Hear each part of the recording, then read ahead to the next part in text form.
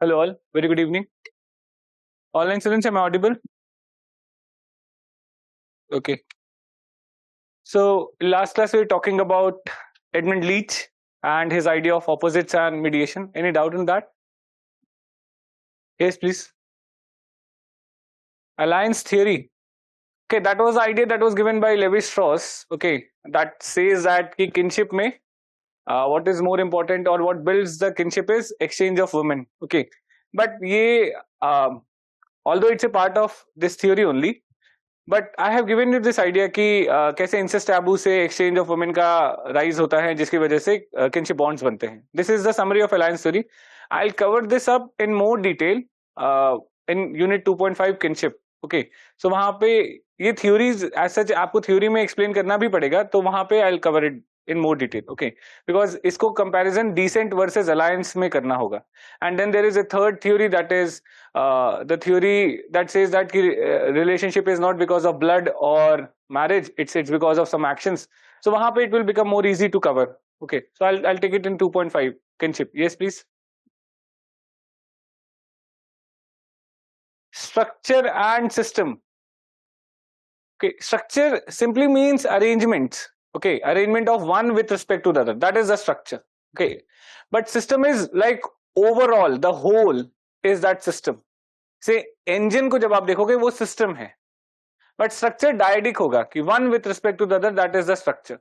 Okay, कि engine का एक component दूसरे component से किस तरीके से linked है, that is structure. Anything else? Yes.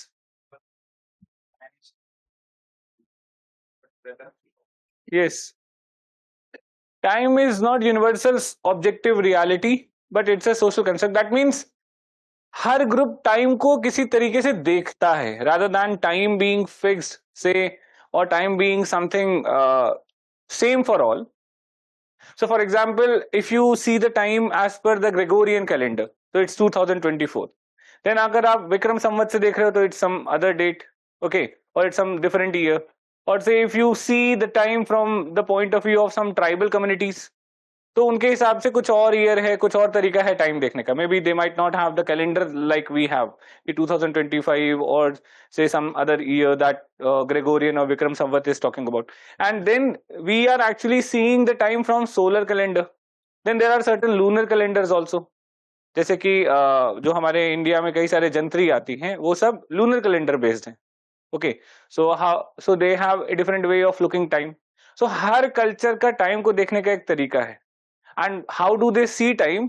By creating some markers, okay, which actually signifies that some time has passed and some new time has begun. Some particular marker. So आप calendar किसी भी community का लोगे, उसमें there will be a mechanism to convey that some time has ended and a new time has begun. So वो अलग अलग culture का अलग अलग तरीका होगा ये बताने का. उनके कुछ फेस्टिवल्स होंगे, उनके कुछ रिचुअल्स होंगे, which actually will convey that a time has ended and the new time has begun. Now that's based on that he's saying that it is actually reflecting our thinking pattern in the form of opposites and mediation. Now these rituals, they are nothing but the mediating category between the opposites, past and present. Okay. Anything else?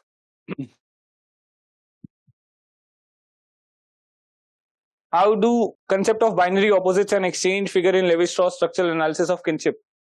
ये तो सीधा सीधा है कि आपको Levi-Strauss का ये इससे PYQ actually. So it was like कि you have to explain the idea of Levi-Strauss, the idea of binary opposite, and reflection of idea of binary opposite in kinship. So moiety, incest taboo, avunculate. So that is it. Okay. Anything else? Schemata reflects the pattern of thinking of human mind. Kindly explain. Is binary opposite an imaginative breakup of my themes into smaller parts, or if not, then how to connect both of them? See, what he's trying to say is that there is two elements of a myth. One is the sequence. So sequence means the events, how they are arranged, event 1, event 2, event 3, event 4. Say it's you can understand that ki, when a movie is made, so there are multiple scenes that will be shot, okay, or multiple takes will happen. and then the editor of that movie will actually arrange and rearrange these scenes to create an entire story. So that is what is called as the sequence. Okay, sequence of the event, one event after the second, then the third event, and then there is a schemata. Schemata is the arrangement pattern of these scenes. So suppose if the scene 1 is actually conveying some kind of sadness, so there will be a following scene that would convey happiness, something binary opposite will be there. Okay, that is what is called as the schemata, arrangement of the sequences, or what actually determines the sequence कि 1 के बाद 2 आएगा, 2 के बाद 3 आएगा. What actually is determining this order, that is the schemata, the arrangement. Okay, now what is my theme? My theme is like, just like language is made up of certain sounds which are arranged in a particular manner, and when you arrange the sound in a particular order, you create a word. Okay, so whatever word I am saying, say apple, I am saying so la. So that is in a particular sequence when I am speaking this, so it makes its meaning to you. In the same way, myth is broken up into smaller element called as my themes. Okay, and these my themes, when made in a particular sequence, in a particular manner, it creates a narrative for you, it creates a kind of story for you. Okay, now for the structure analysis, what he's saying is break down the myth into my themes and just try to understand the pattern of arrangement, or what is the rule behind their arrangement, किस तरीके से arrange किए गए हैं. And when you analyze this, you will find that it is actually reflecting our thought pattern, that is thinking in the form of binary opposites. You will find that my themes के बीच में भी binary opposite का relation है. Okay, कि एक my theme, if it is related to nature, then it will be followed by a my theme that is related to culture. If one my theme is related to death, then there will be a following my theme that will be related to life. One my theme is related to say God, the other my theme will be related to something like monster or evil. So इस तरीके से my themes are arranged. So इसका कहने का मतलब क्या है कि देखो, कभी भी, since we are thinking in the form of binary opposite, so there cannot be any my theme that can convey a single idea. So whenever there will be a my theme, suppose if there is a my theme that talks about God, so then definitely there has to be a my theme that talks about evil. Else God वाले my theme का कोई sense ही नहीं बनता if there is a no evil. Or if there is a my theme that talks about deficit, कि गरीबी है बहुत ज़्यादा, so then there has to be a my theme that has to talk about richness. Else there is no point talking about poverty if you cannot depict the poverty without showing surplus. तो आप किसी story में suppose करो कि आप किसी documentary को भी देखो, that it is talking about slums. They want to depict the poverty that the people of slums might be facing. So will that documentary be focusing only on the slum? सिर्फ उसी area की picture करेंगे, उसी area की photography करेंगे, या उसी area की बात करेंगे, या फिर उसके नेबरहुड एरिया को भी दिखाएंगे? देखो ये एरिया है, and then beside this area there is high rise buildings, people are living a very luxurious life, and these people are working in that building, but they will never get a right to live in that building. So if there is a my theme that is talking about poverty, definitely there has to be a my theme that will be talking about richness or say prosperity, isn't it? Else poverty का कोई sense ही नहीं बनता when you are not showing कि किसके respect में poverty. So we are all prosperous when I compare myself to slum people. Okay, हम लोग बहुत rich हैं.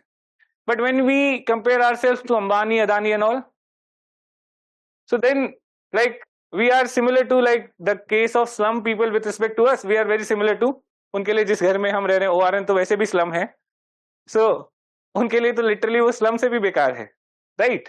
So anything means if a my theme is related to one aspect, it is making sense only with respect to the opposite aspect only, and that's why there will be my theme that will cover the opposite aspect.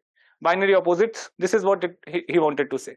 Okay, तो God का idea है तो evil होना ही होना है, अगर rich का idea है तो poor होना ही होना होगा. Okay, so आप हमारी माइथोलॉजिकल स्टोरीज में देखोगे सुदामा और कृष्ण की कहानी. Okay, so Sudama and Krishna were very good friend. Okay, but Sudama was poor. Okay, very poor. And there is a very famous story that Sudama ji went to meet Krishna भगवान. ओके उनके बाहर बहुत उनके जो द्वारपाल हैं उन्होंने रोका उनको कि कौन हो, कहाँ से आए हो फटे पुराने कपड़े पहन के, and that was to showcase the poverty of Sudama ji. Okay, so it's not that they are just focusing upon the poverty. Poverty makes sense only when there is somebody who is prosperous. So that's the binary opposite. Okay, got this point? Okay. Okay, then there's a last topic that is related to Edmund Leach, the most important one, but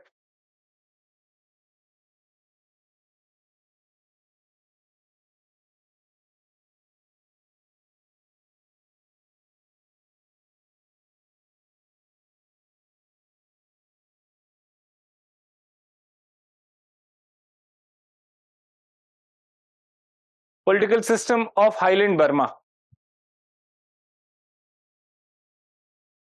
Now here, as I've told you that while he was in London School of Economics, he actually met a person, Noel Stevenson, because he wanted to do a field work. And when he wanted to do a field work, Noel Stevenson was working in the military of Burma, and based on that, he basically actually joined the army of Burma, and he rose up to the rank of major. He actually created a unit for himself that is belonging to a community called as Kachins, and he was also leading the army. At the same time, he also started doing a field work on Kachin, and with that field work, he wrote a book called as Political System of Highland Burma. Okay, that is about the political system of Kachin community in Burma, or say the present time Myanmar. Okay, so what does it talks about? So first, we need to understand the background in which this idea actually came up in the very first case. So the background was that when he went to do this, or say when he was actually posted there, so at that point of time, the most prominent theory that was going on was structural functionist. So remember structure functionism? What does it say is that the social institution exists to maintain the existing social structure or stability in the society. Okay, and in order to prove this point, structure functionists understood that society is isolated, and structure functionists, they tried to prove that tribal societies are static. आप समझो कि एक tribal society को आप stable बता रहे हो कि means some kind of behaviour that they are doing is to maintain the existing social structure, so you automatically are assuming that कि the society is isolated from outside. There is no external influences, because if there will be external influences, there will be new cultural elements that will be coming up, and that would try to bring a social change in the society. So they automatically assume that the societies are isolated, and based on this they are assuming that it is static in nature. So that was the basic idea with respect to the tribes during the structure functions point of view. Now I'll be quoting this idea when I'll be talking about tribal India कि देखो जब structure functions ने tribes को बताना शुरू किया तो उन्होंने बताया कि एक आइसोलेटेड स्टैटिक कम्युनिटी है जो हजारों साल से ऐसी रह रही है. Okay, and aim to behave in a particular manner is to ensure stability or social maintenance of social structure. Okay, so he says, or when he was doing the field work, he found that if this idea is flawed, that there is no society that can remain static. And even the tribal societies, since he himself is interacting with the Kachins, he says that how come you can say that they are isolated? Agar if you have made the contact, then there are definitely other people who are making the contact. And that's why he brought an idea of what is called as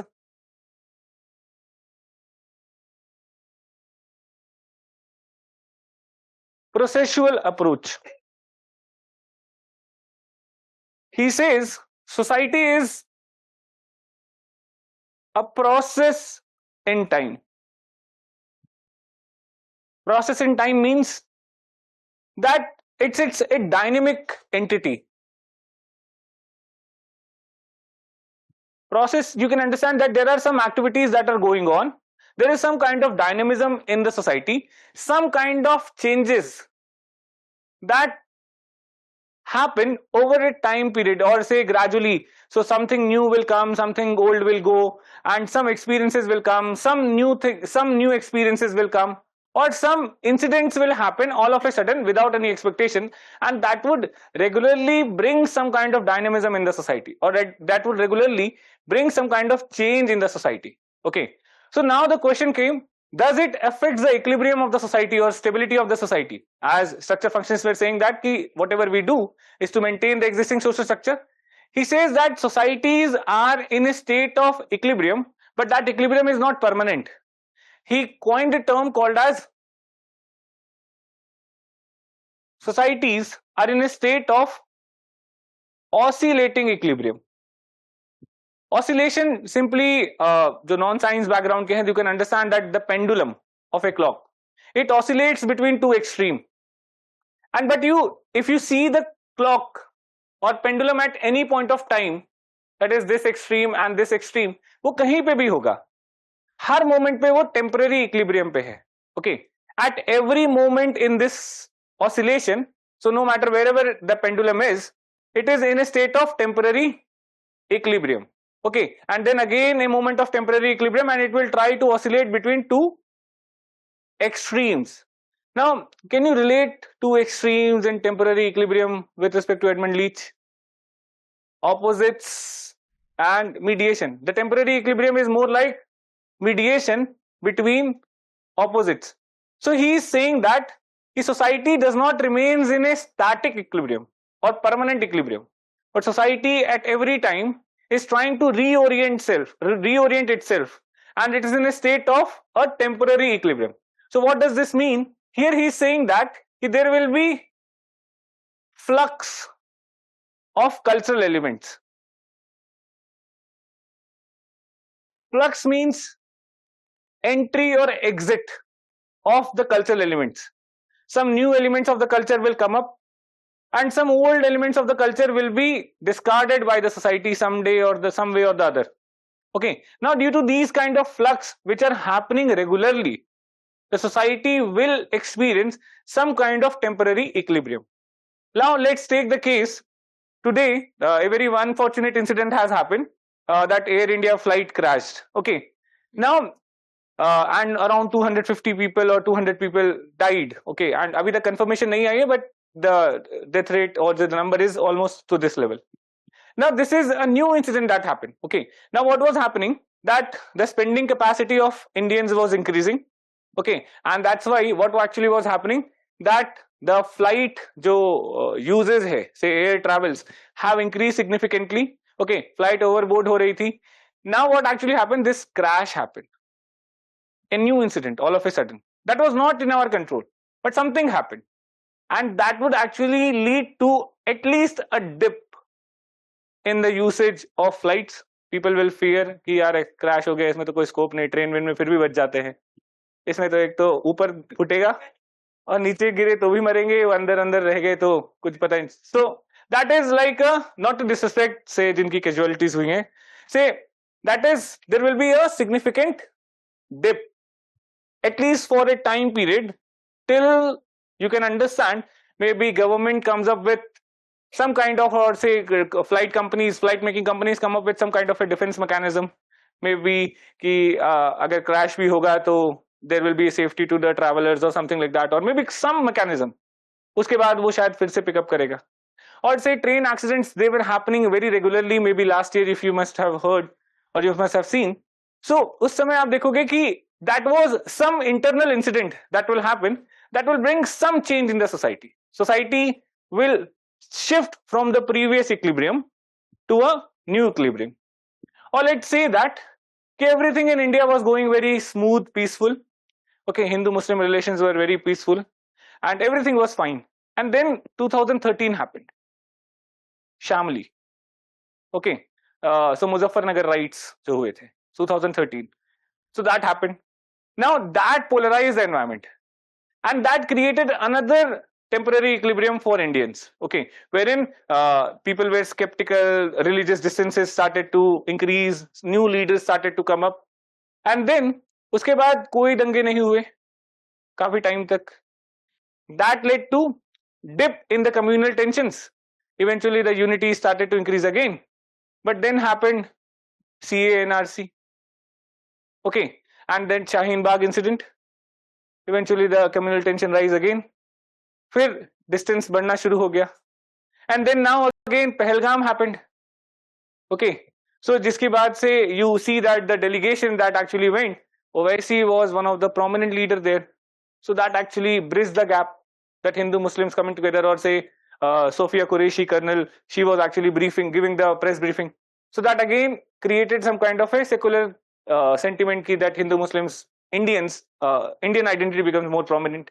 So अब देखो कि incidents होते जा रहे हैं and society oscillate करती जा रही है between the two ends, maybe secularism, communalism, or even in case of travel incidents also, which mode of transport will be more better, say maybe trains versus planes, or say whatever it is. So society में incidents होते रहेंगे, there will be some kind of cultural fluxes that will happen, and that will create a new form of equilibrium in the society, some kind of a temporary equilibrium. It is not permanently static, but it is temporary उस particular time पे. This is the best way the society can exist. Okay, that is the equilibrium.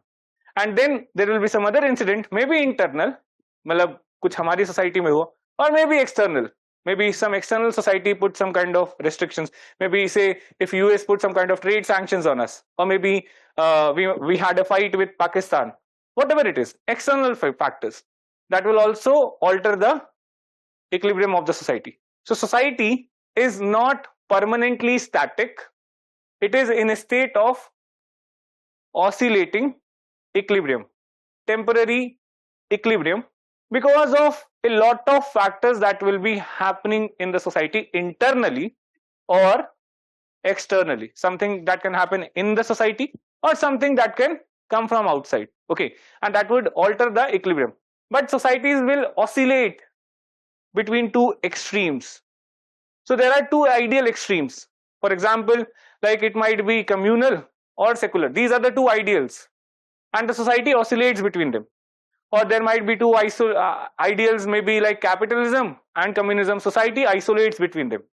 कुछ time पे when we have a lot of taxes, okay, so say government का tax collection बहुत अच्छा है, okay, and everything is good. So government will come up with a lot of welfare schemes, and that society might seem to be socialist in nature. Government might give free education, government might give free healthcare, or say free insurances, everything free.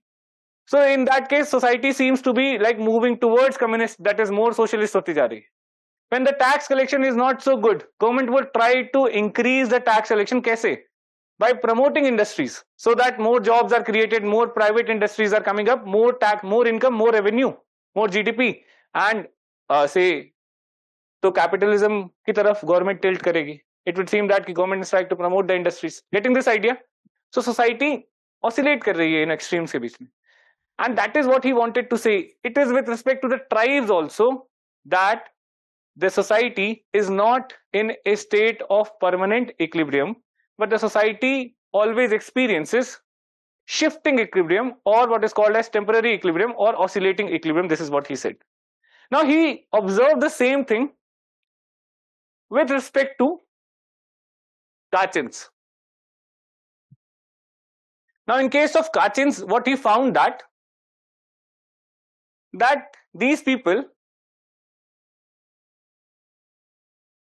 are hill based, or say they are on the hilly regions, southern Burma mein, and they are surrounded by a group of people called as Shan. Now among Kachins, on the hill there are multiple villages,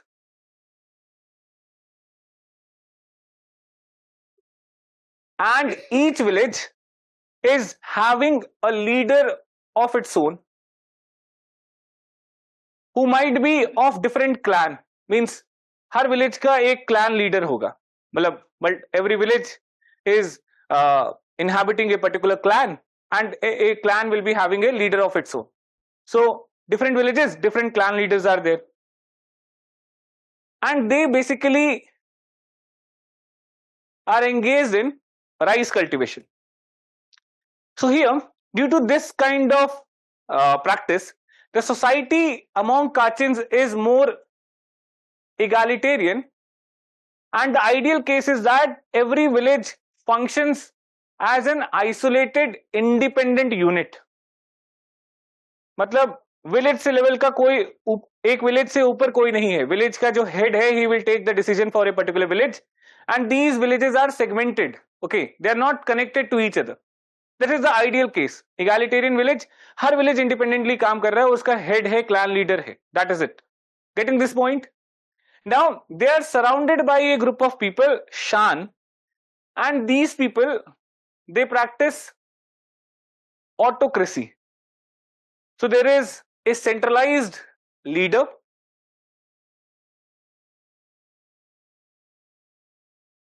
and a hierarchical form of government.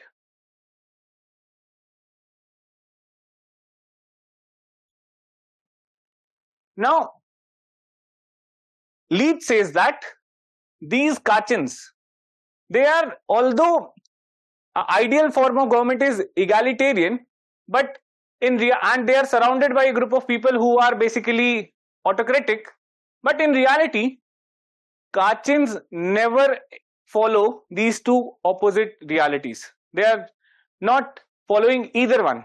They are neither completely egalitarian nor they are completely autocratic. They actually oscillate between these two extremes. So he calls these extremes as, first one is case what is ideal for Kachins, Gamlao. It's an egalitarian form of government.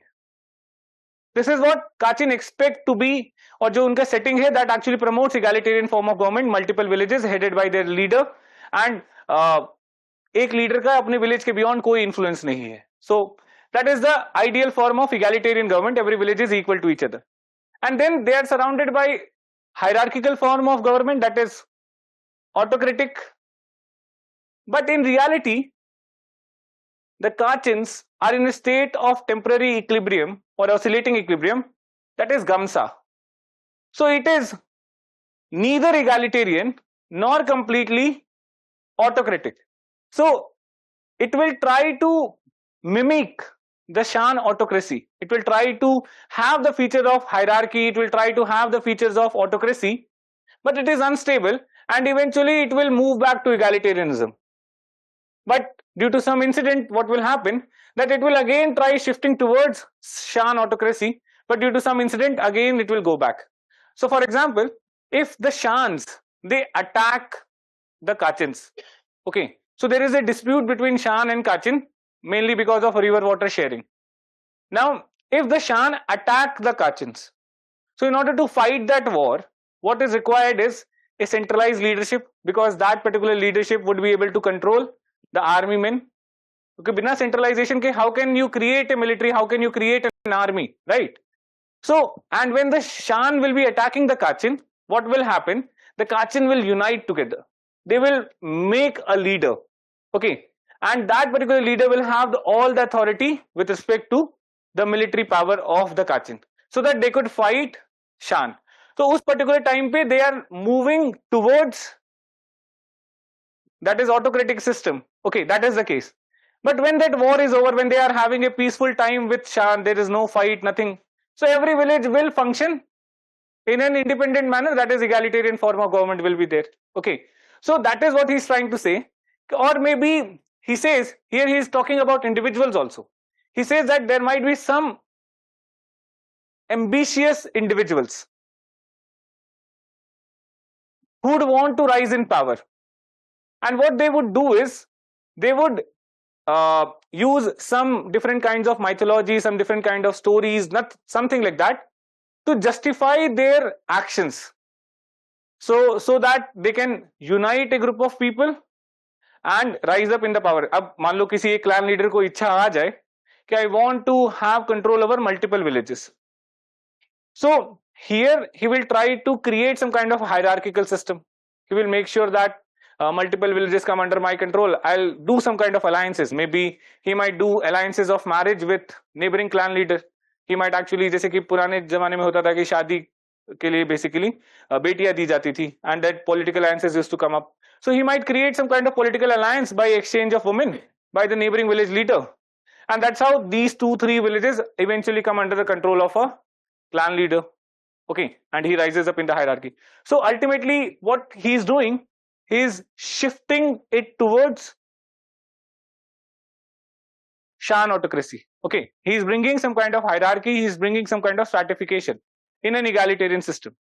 But then people will resent this, or there might be some leader who might resent this, might demand कि भाई मेरे को अपनी village की autonomy चाहिए, and that particular leader might get support from the people of the village, and that hierarchy might again break, and the system might shift towards egalitarianism.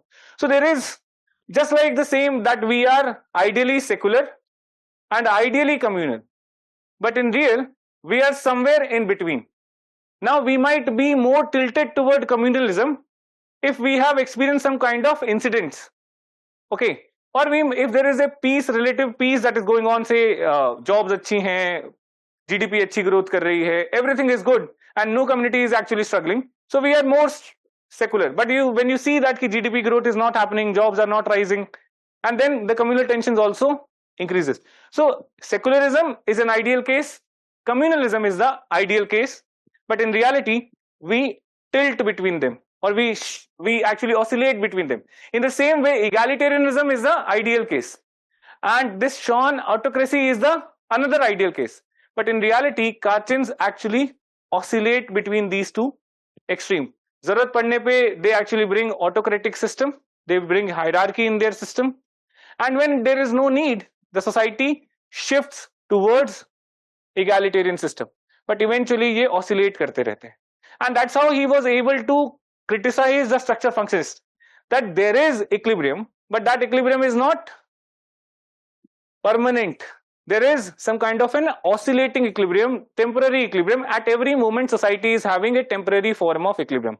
It might change because of some internal and external factors. Anything can happen. Getting this point?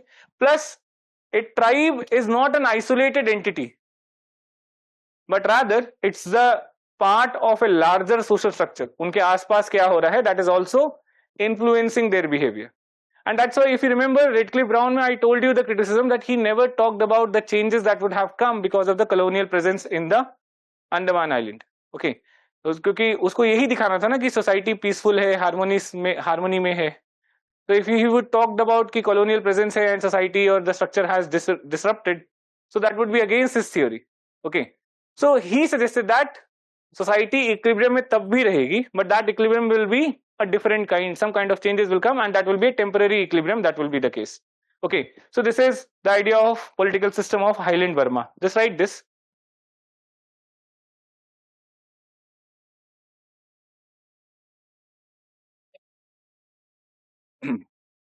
When Leach worked with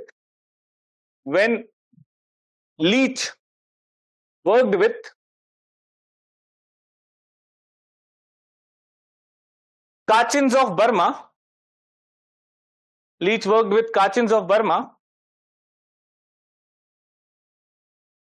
the prevalent anthropological theory was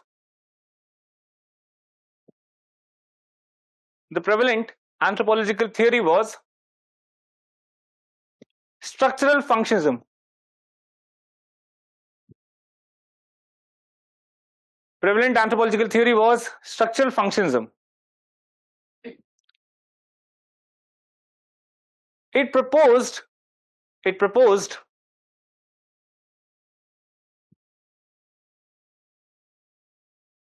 permanent equilibrium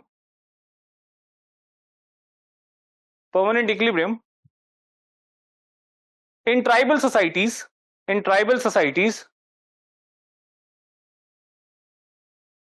which were assumed to be static and isolated.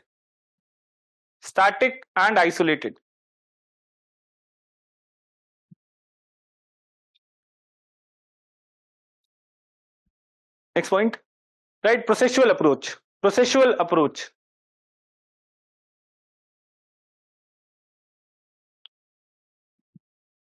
Leach argued that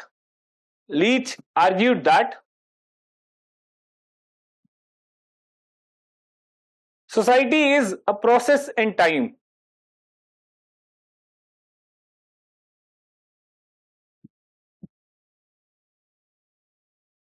it is dynamic. It is dynamic rather than made up of static structures. It is dynamic rather than made up of static structures. The processual approach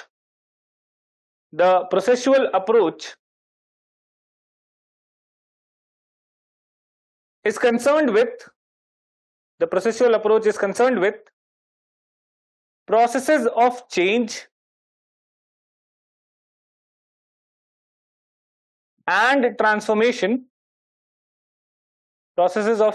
and transformation within cultures. Change and transformation within cultures.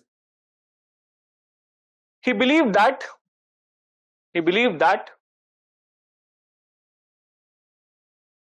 societies are not fixed entities.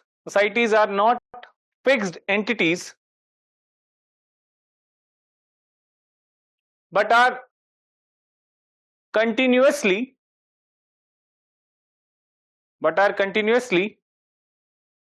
evolving.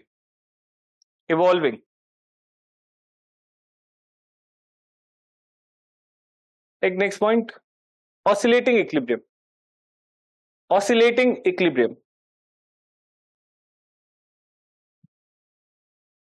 refers to continuous fluctuations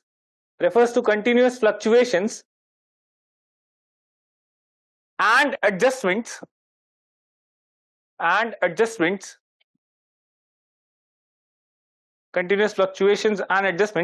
that occur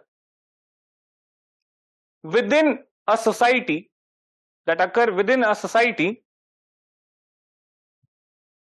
to maintain stability and balance.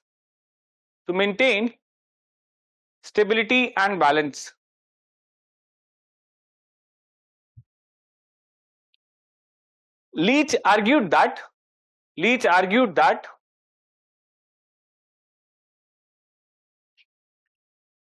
societies are not in a state of permanent static balance,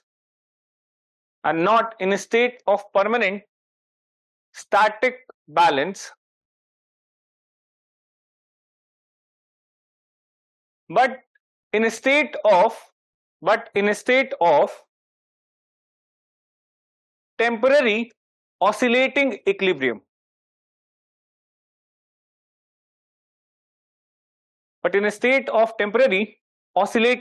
equilibrium. Next point. Cultural elements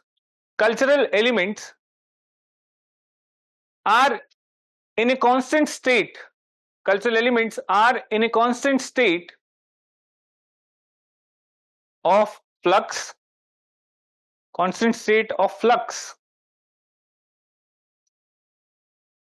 comma, with various elements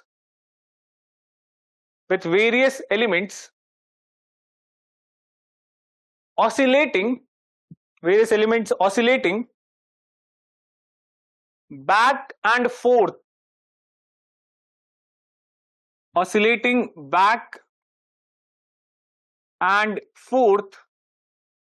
to maintain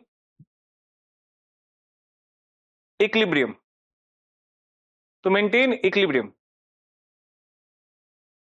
In bracket you can write oscillates between opposites.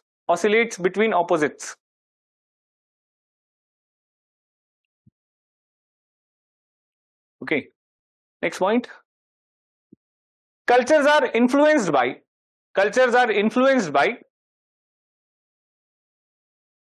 multiple factors,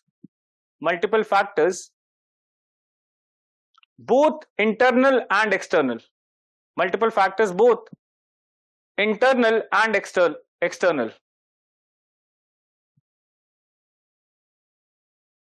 These factors can create tensions and contradictions अब जैसे कि secular है और कोई कुछ incident हो गया तो टेंशन आ गई सेकुलरिज्म में. Tension and contradictions in the existing cultural system can create tensions and contradictions in the existing cultural system, making it shift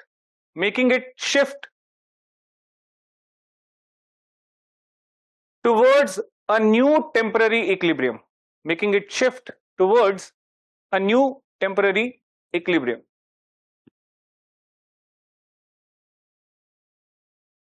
Next point, right? Study of Kachins. Study of Kachins.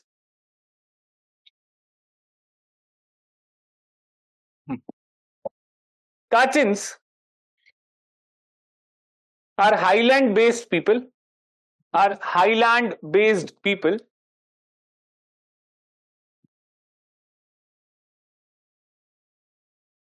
they live in multiple villages. They live in multiple villages headed by a clan leader. Headed by a clan leader.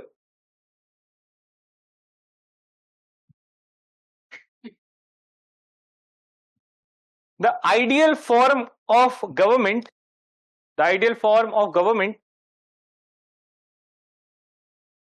is egalitarian.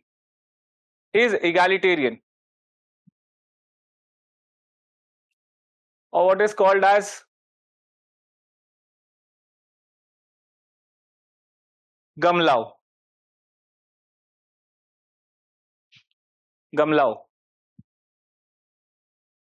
Okay. The villages function independently. The villages function independently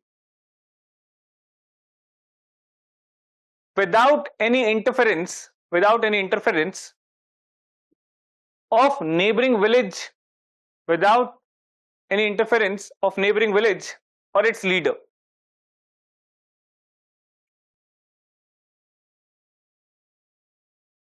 Okay, next point. They are surrounded by shans,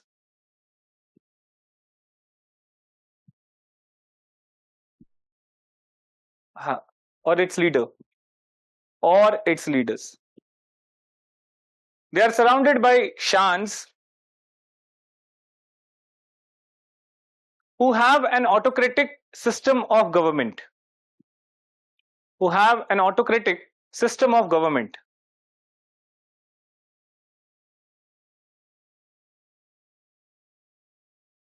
There is centralized authority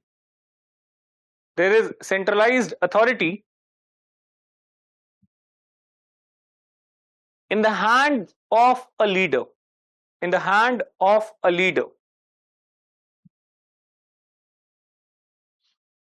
Next point. Leach observed that social system in Kachins is neither stable nor closed. Social system in Kachin is neither stable nor closed. It experiences regular fluxes.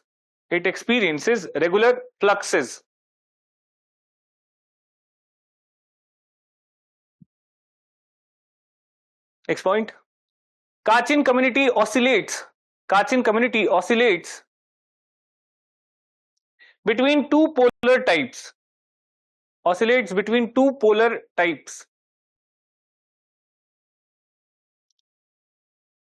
First one, Gamlao,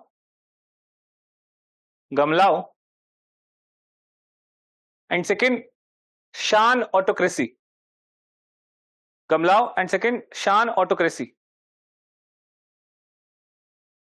Right. Next point. Majority of Kachins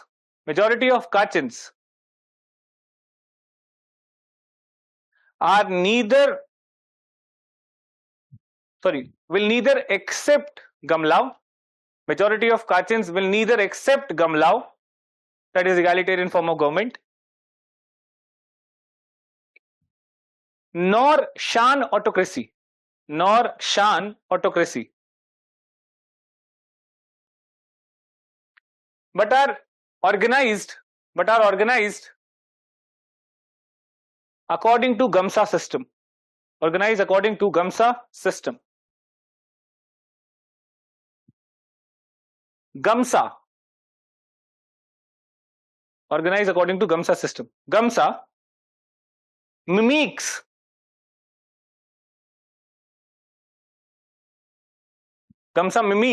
or say imitates Shan,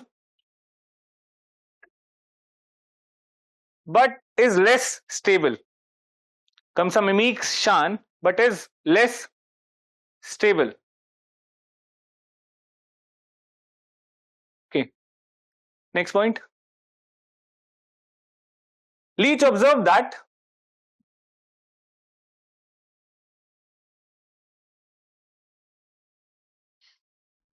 due to some internal or external factors,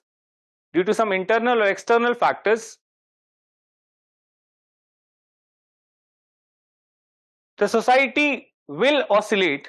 Due to some internal or external factors, society will oscillate between these polar opposites.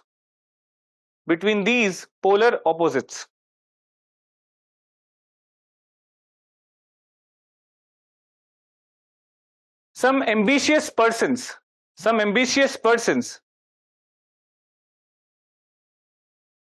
who may seek political and economic advantage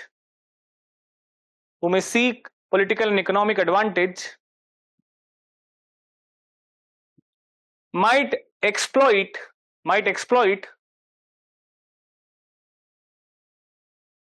some rules or norms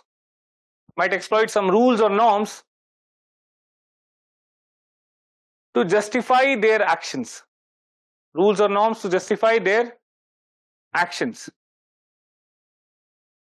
Now, just to give you an example of this, have you seen the photograph of Hanumanji very recently? Okay. In the childhood days when you could actually relate to it, jab Ramayan regularly aata tha Sundays ko, and we used to like sit freely, watch Ramayan. Arun Govil was the actor, and at that point of time, how was Hanumanji was projected in the serial? A jolly kind of god, okay, jolly, happy. Dara Singh used to play that role, and a very jolly kind. Or Hanumanji Punjabi accent mein bhi baat karte the, because so that was the case. Remember that Dara Singh playing that Hanumanji wala? You must have seen. Abhi COVID ke time pe that Ramayana was also again broadcasted. So that was the case. But recently, if you see some pictures or photos of Hanumanji that is on the back glass of the cars, or say rear screen of the car, so that is red, fierce, and Hanumanji with all power, six packs, ab, ekdam solid body, and with anger. Have you seen that? And even the Hanuman Chalisa that was of Gulshan Kumar, जो सबसे पहले आप लोगों ने मंदिर में सुनी होगी, जो that sweet, and now it is like with rock band, it's more like say adrenaline rush wale, right? And that would actually make you feel very much agitated, might feel you very much aggressive, right? So this is like the same norms will be manipulated depending upon society में actions क्या क्या चल रहे हैं. Okay, the same god which was considered to be or projected to be jolly, happy, something like that, now because of rise in communal tension, the projection of that particular god becomes to be very much fierce. The projection of that particular god becomes to be very much angry, powerful, aggressive. Okay, and then the bhajans, the chantings that were done initially, the tone of that music, that was peace, that was harmony, that was soothing, now which has turned into a very aggressive kind of music. Okay, aggressive in the sense ki just to provoke or say create some kind of adrenaline rush. Okay, now you can understand that ki the society is oscillating, and here when that oscillation has to happen, that a society needs to shift from this particular end to the other one, so you need to justify this. And how will you justify? certain rules, certain norms, certain mythological characters will be reprojected, will be branded in a different manner. The old wine in a new bottle will be given to you. Okay, and then that will actually justify this kind of action. Or in the same epics or literature that we see, that we read, okay, certain other chants or certain other mantras will be taken up, picked up more as compared to the other. Okay, कुछ से आप वही भगवत गीता पढ़ते हो, okay, लेकिन जब माहौल peaceful होता है, so what mantras of Bhagavad Gita will be coming up, or that will be discussed, or say that will be projected, broadcasted every day, will be different as compared to what specific section of Bhagavad Gita will be quoted when there is a high communal tension. The same norms, but it will be manipulated in some way or the other just to justify the action. Okay, so that is the case, that here it will happen that if there is some ambitious persons who actually want some kind of political economic advantages, wants to rise in hierarchy, so he has to create some kind of situation, just to justify his actions, and then he will reinterpret the myth, he will reinterpret some kind of stories, he will reinterpret the norms, so that that particular action can be justified. Only then the society will be able to shift to the other end. Okay, so उस God को आप अलग तरीके से दिखाओगे, उनकी stories अलग तरीके से बताओगे, and that's how basically the actions will be justified. And then again, when you reach to the other end, then again there will be some forces that will try to bring you to the previous case. So वापस there will be some kind of tension, सब कुछ ऐसे issues आएंगे, and then again the projections, say manipulation, understanding of these kind of myths, these kind of stories, these kind of norms will be different. So पहले जितने भी time पे, say for example during when I was a kid, so Hanuman ji की जितनी भी मूर्ति भी आती थी, so it was always a smiling Hanuman.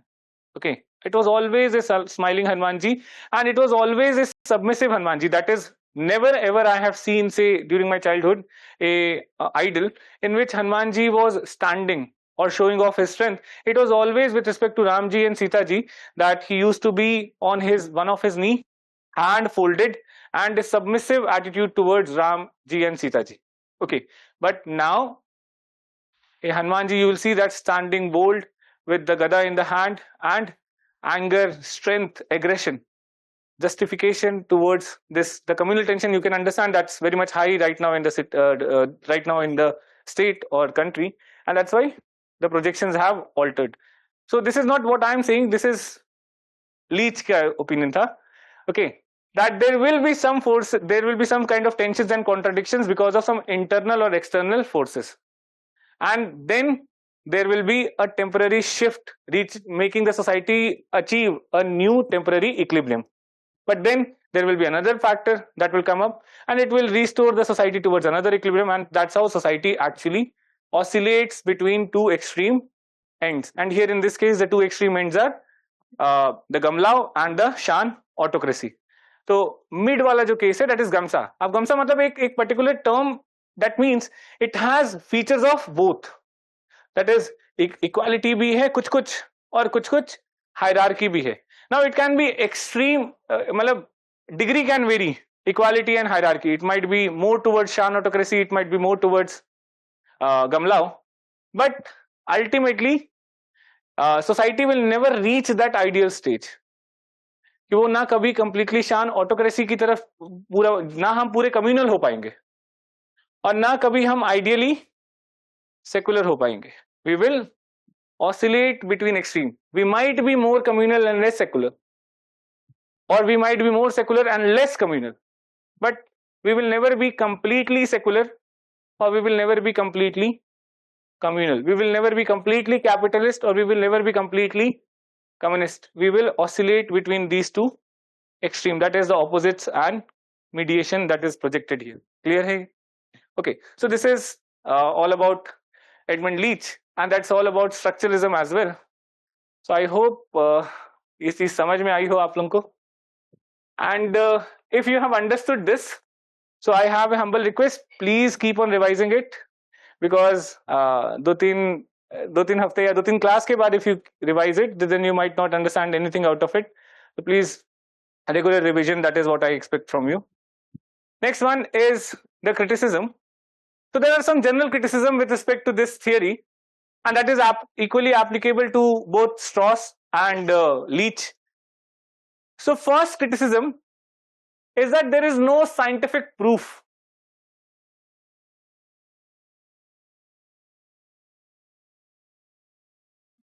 of humans thinking in the form of binary opposite. Although I gave you a lot of examples that everything is binary opposites, or whatever we think, or the way we think, there is binary opposites. But that's not the case in every situations. Okay, a lot of times we are not confused between two. Sometimes we are confused between three or multiple options as well. It's not always the binary opposites ki this end or that end. There can be multiple cases as well. And plus there is no scientific proof that innate thinking actually promotes binary opposites. There is something by birth that we are born with binary opposite. It's not the case. It might be that we might have created the culture which might have kept or introduced the idea of binary opposite in our mind, rather than we thinking in the form of binary opposite from the birth itself. It might be the culture that might have promoted us to think in the form of binary opposite. So right now, say for example, he says that one prominent binary opposite is nature culture. But in several societies that were studied, they found that tribal societies, that there is no distinction between nature and culture.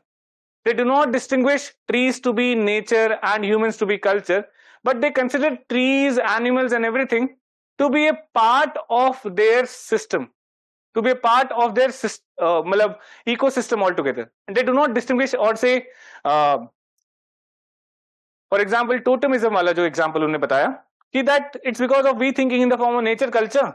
That's why we are choosing a particular natural element to represent a cultural element, that is एक animal to represent a social group or a clan. But जब उन particular tribes को study किया गया, so it was found that कि they do not distinguish animals with themselves.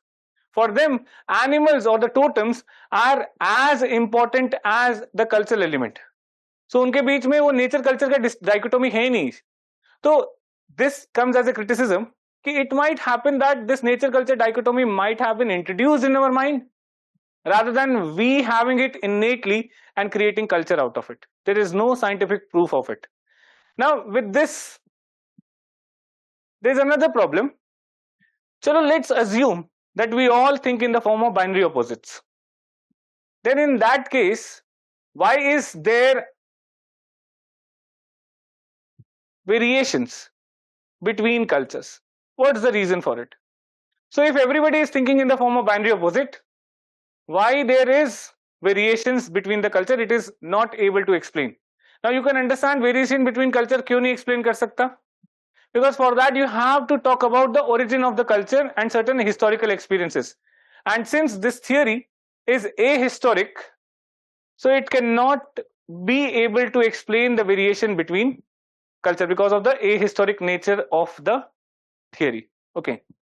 Again, by assuming that every human is thinking in the form of binary opposite, it actually ignores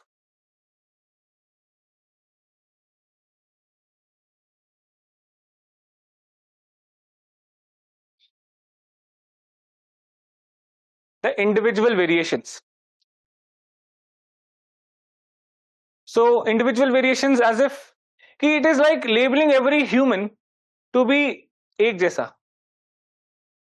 It's like I am also thinking the same way that you are thinking, or he is also thinking the same way that he is thinking.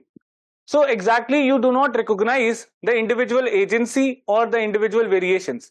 You label all the humans to be alike, thinking that everybody thinks exactly same in the form of binary opposite. Okay, so these are some of the criticism. I'll take up some more. Just write this first.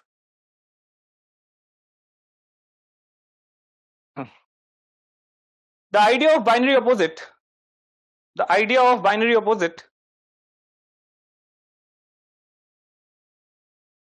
has no scientific proof, that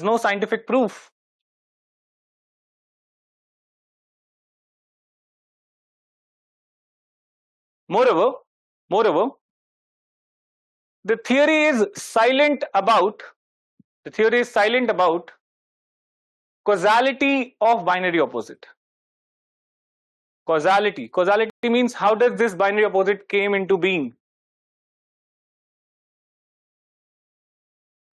Causality of binary opposites. Next one. Due to its ahistoric nature,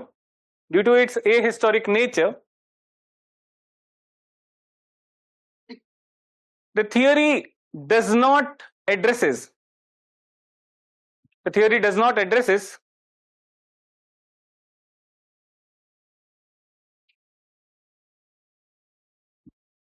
historical aspects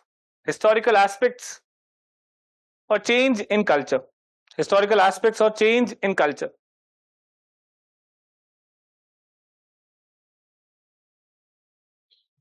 So somebody has asked the question, does it have the same impact on Shan?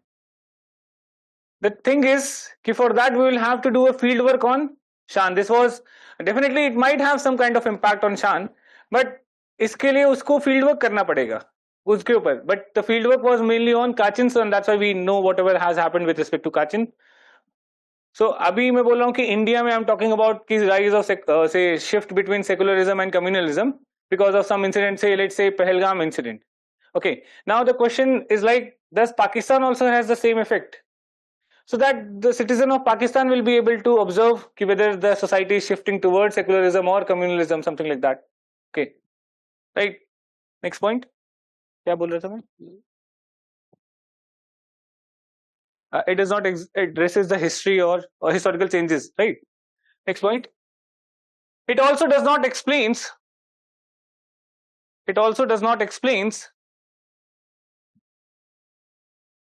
variations between cultures.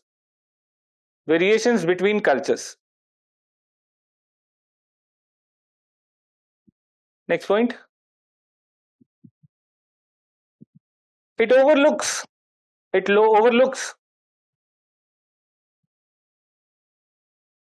uniqueness of individuals,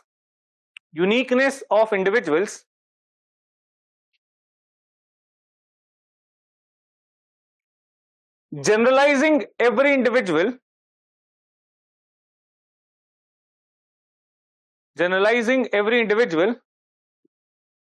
as people thinking in form of binary opposite.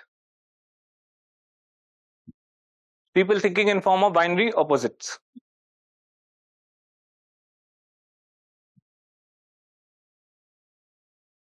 Okay. Next. There is a scholar who made two basic criticism against Strauss specifically, D.M. Louis. Now what he says is that first, Levi-Strauss' entire theory lacks fieldwork.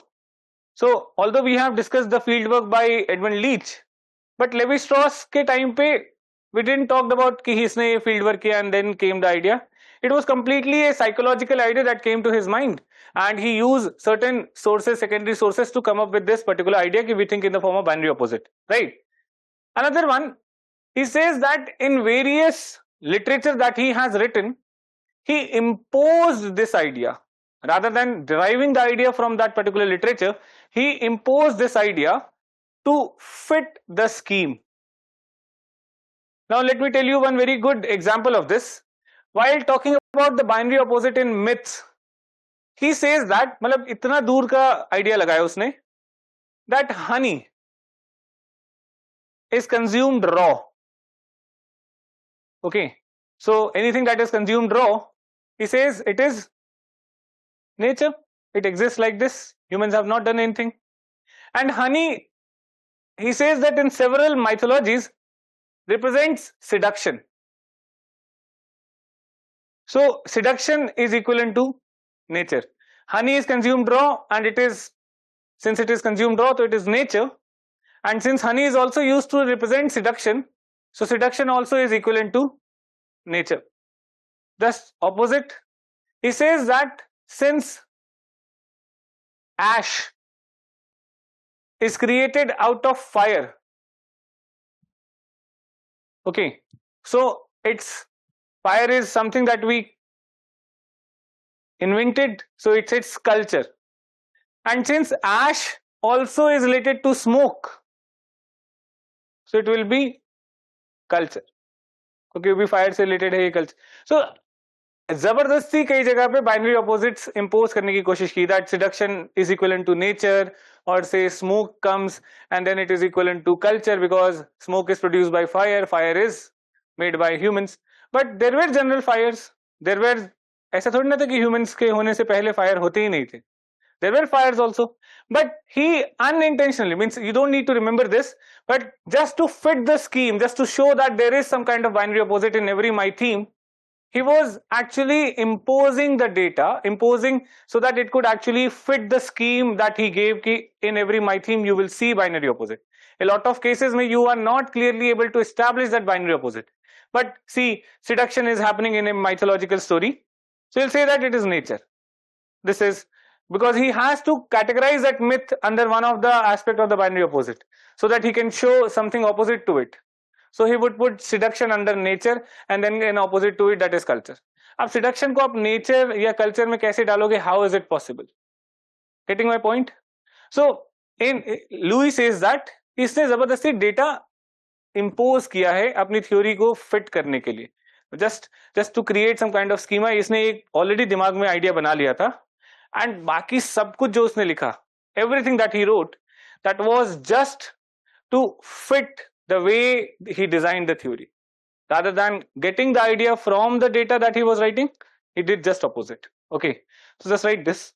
DM Louis criticized Strauss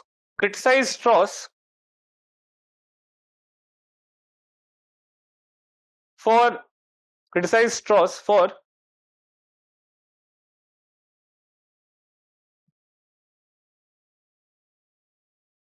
creating theories or generalizations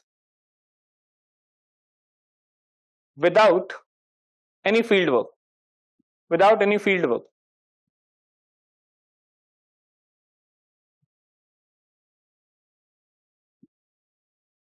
He also pointed at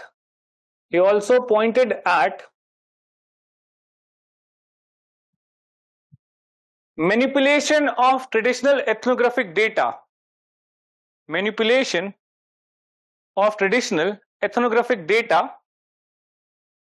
to fit the scheme of structuralism.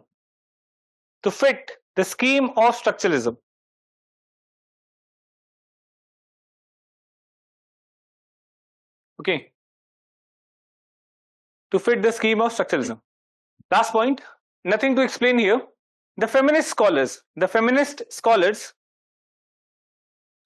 criticized Strauss for treating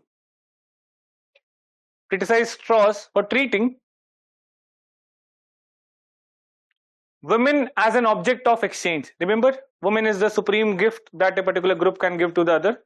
For treating women as an object of exchange. Clear hai? Write the conclusion.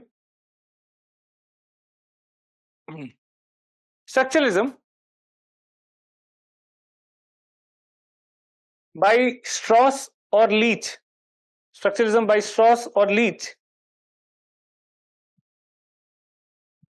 had a significant impact on new generational scholars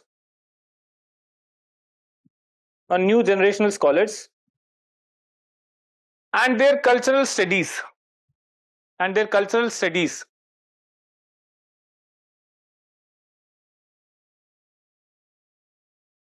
Its focus on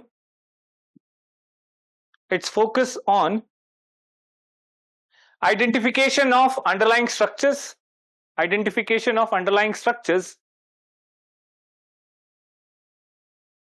and binary opposites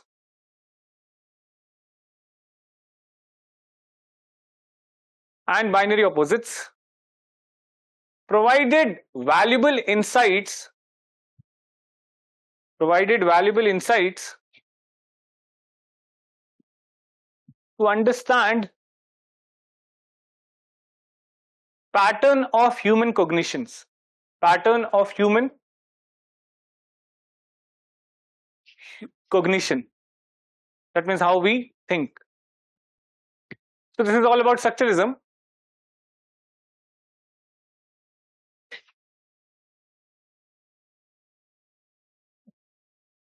Now we'll talk about a new theory, that is culture and personality school. Okay. So this theory is very prominent because of two major reasons. One is that it officially brought psychology into anthropology. It's a complete interdisciplinary theory. So most of the scholars that we are going to read here, they were by graduation or in some way or the other, they were actually psychologists who actually entered into anthropology. And that's why this theory is also called as psychological anthropology. Okay. So this is the first interdisciplinary study or theory that we will see. And second, this theory is very much prominent because it officially marked the entry of female anthropologists in anthropology. So till now, say evolutionist, diffusionist, historical particularism, functionalist or structuralism, we saw a n number of scholars, but वो सारे के सारे male. The discipline was androcentric. We talked about the fathers of anthropology without mothers. Okay. Now we will first time find somebody who can be called as mother of anthropology, although officially not known by this name, but definitely there is the official entry of the female anthropologist. And since the female anthropologists enter here, the issues that they will pick up will also be something that will be relevant for females. So they will be talking about issues like sexuality. They will be talking about the issues like child rearing. They will be talking about the issues like division of labor or gender division of labor. Okay. And some of the studies in this school actually are the foundation for the rise of feminist movement. Say one particular scholar, Margaret Mead, उनकी एक study है Sex and Temperament in Three Primitive Societies. You read any feminist book, any scholar from any part of the world, and just go and check the bibliography. I'm 110% sure that you will definitely find the name of the book Sex and Temperament in Three Primitive Societies. Any feminist scholar in any part of the world, any book, just check the bibliography, एक book का नाम आपको हमेशा मिलेगा. That is why Margaret Mead, because that was the first scientific study to show that कि division of labor is not biological, that it's not that कि women are designed to do some kind of work and men are designed to do some kind of work, but they're trained to do some kind of work. Okay. And that's why, and that is the idea of feminism only. So this school becomes very much important later on also, say whenever we'll be talking about family or feminist movement on family or feminist movement impact on marriage and all. So I'll be quoting these scholars again and again. Okay. So let's see what this theory says. As the name says, culture and personality. It says that culture is reflected by personality at large. Our culture and personality are intertwined with each other. They are related to each other. So if you want to understand the culture of a particular group or a community, you can understand it through the personality of the individual, because ultimately culture and personality, they are linked to each other. Okay. आपके culture आपके personality के through दिखेगा. Okay. Now what does personality mean? Can anybody tell me what is personality? Yes, please.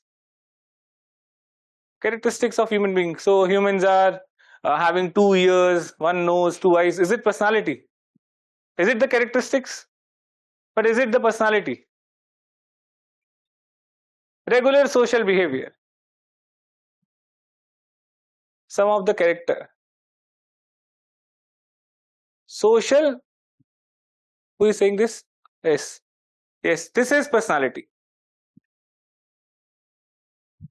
किसने बोला? Yes, yes. So yes, what you're saying is how personality is created. I'm asking what personality is.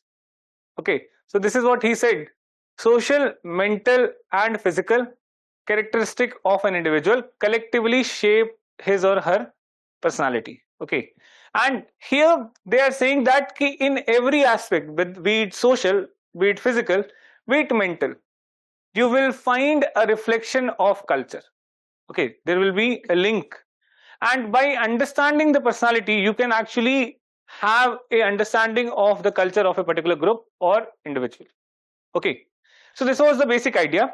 Now this school is influenced by a scholar, Sigmund Freud. So he's father of psychology, Sigmund Freud.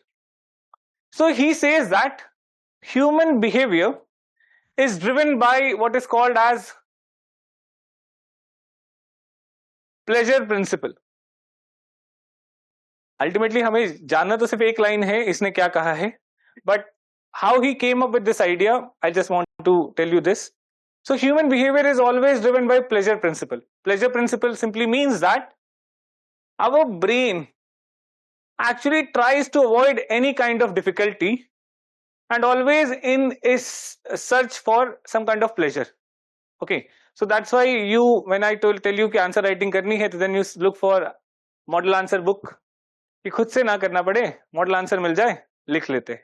So we always try to ignore or say try to avoid some kind of struggle or tension, and there is always a tendency to look for pleasure. Okay, but imagine if every time everybody is seeking the pleasure for himself or herself, how will the society continue? How will, say, if everybody is in a state of pleasure, so मुझे जो अच्छा लग रहा है, I'll do it. So people might go for overeating, people might actually experience excessive sleeping, people might violate the norms, and that would lead to destruction in the society. So in order to ensure that this does not happen, so every individual has to be made aware of what is called as reality principle. And this has to be done at the childhood level itself, or from the childhood itself. And that is what is called as infantile neurosis. That you suppress the pleasure principle of the individual and make him or her aware about the reality principle. ये सही है, ये गलत है, ये करना चाहिए, ये नहीं करना चाहिए. This is what he is saying. So he says that there are three parts of human mind, three areas of human mind, which are in a state of tension, which are in a state of conflict with each other. And these three parts are id, ego, and superego. So it is that part of the brain which is driven by pleasure principle.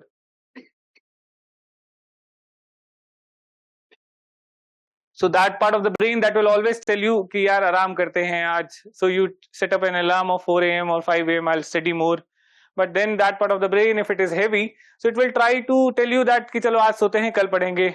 And the next day the same answer, the next day the same answer, and that's how one attempt is passed. Okay, so this is the id. And if a person's id is very strong, he will always affiliate or say will be aligned towards the pleasure principle. Then comes just opposite of it, that is superego. Now this superego follows rules, norms, values strictly. It's governed by rules, norm, values strictly. Now that superego, so when one day you skip pehle din, so your superego, if it is active, it might create a guilt feeling in you. बुरा लगेगा, यार मैंने commit किया था, that I will not, or I'll get up at 6 or I'll get up at 5, but I didn't. So you'll have a guilt day कि यार पूरा guilty में निकल गया. अगले दिन just you made sure कि it will not happen again. I'll just follow the strict norms. Okay, that is the superego. And then there is a third part of the brain, that is ego, and that creates a balance between id and superego. Now when you go for some kind of psychological or psychosocial analysis, so Freudian psychologists, they would actually try to find out कि which part of your brain is more active. Okay, whether it's the id that is very much active, whether you are controlled by super ego and you are every time in guilt. There are some people who will be like, you will find among your friends also, they are always rote rehte hain. Okay, so that case is like super ego is very strong. They set up very overwhelming targets, and when they don't achieve it, they are in a state of guilt. And then there are certain friends जिनका id बहुत strong होगा. Okay, that means they are like कि कुछ भी कर लें, or even if they are not achieving anything, they are very happy for nothing. Sandeep Maheshwari को देख के खुश हो जाते हैं, right? So that is the case of id being strong. And then there are balanced people. Okay, that yes, they are, you can say that oscillating equilibrium, they actually have that kind of balance. Okay, I missed today, I'll compensate it for today, tomorrow, and somehow they will try to create a balance in the life. They are neither too much driven by the pleasure principle, they are not too much driven by the rules, norms, something like that. Okay, they are in a state of balance, and that is the ego is the controller. Okay, so you can understand that कि ego is more or less the horse. आप ego आपके id और super ego को balance कर रहा है. That if you want to achieve pleasure, there are some rules for it, and that pleasure has to be up to a certain extent. That pleasure should not be disturbing to the others, that pleasure should not be harming the society, not creating ruckus in your life, okay, or not be of extreme level. It should be following certain norms, certain rules. That is what ego will be doing. And here in the socialization or in the training that we actually do during childhood, what actually is done is that we train the ego of the individual. The culture actually trains the ego of the individual. Say in your childhood rearing, your parents will tell कि खेलना है, but they will also tell you कब तक खेलना है. There is a time that you have to give or devote. Or say your parents will give you something good to eat, but then they will tell you that this much is enough for today. Or once in a week, okay, you can have an ice cream once in a week, you can have a cold drink or some fruity or some sweet drinks, but not beyond that. Ultimately, it's not that it's just your biological health, but your parents or that culture is actually training your ego. That if you want to achieve pleasure, it should be limited by a certain norm. It should follow certain norms, certain rules, and that ego training is being done. So he identified in the childhood there are certain phases of ego training. So for example, the first phase is oral phase. Oral phase is with respect to food ingestion. खाना वगैरह कैसे खाना है, कितना खाना है. Okay, that is the oral phase. That is the first phase of the childhood training. So children will be given food at particular occasion, not more than that, not less than that. So they basically are trained about certain rules that they have to follow with respect to their body. So suppose if the oral phase is not done correctly, any random time any food will be given and there is no limit to the food. So here it might lead to behaviors as if the child might start or the individual might start eating alone, overeating, or might be refusing the food altogether. Okay, because the oral phase has not happened properly. Okay, the food training of the child has not happened properly. So there might be some overeaters, there might be somebody who might not eat altogether.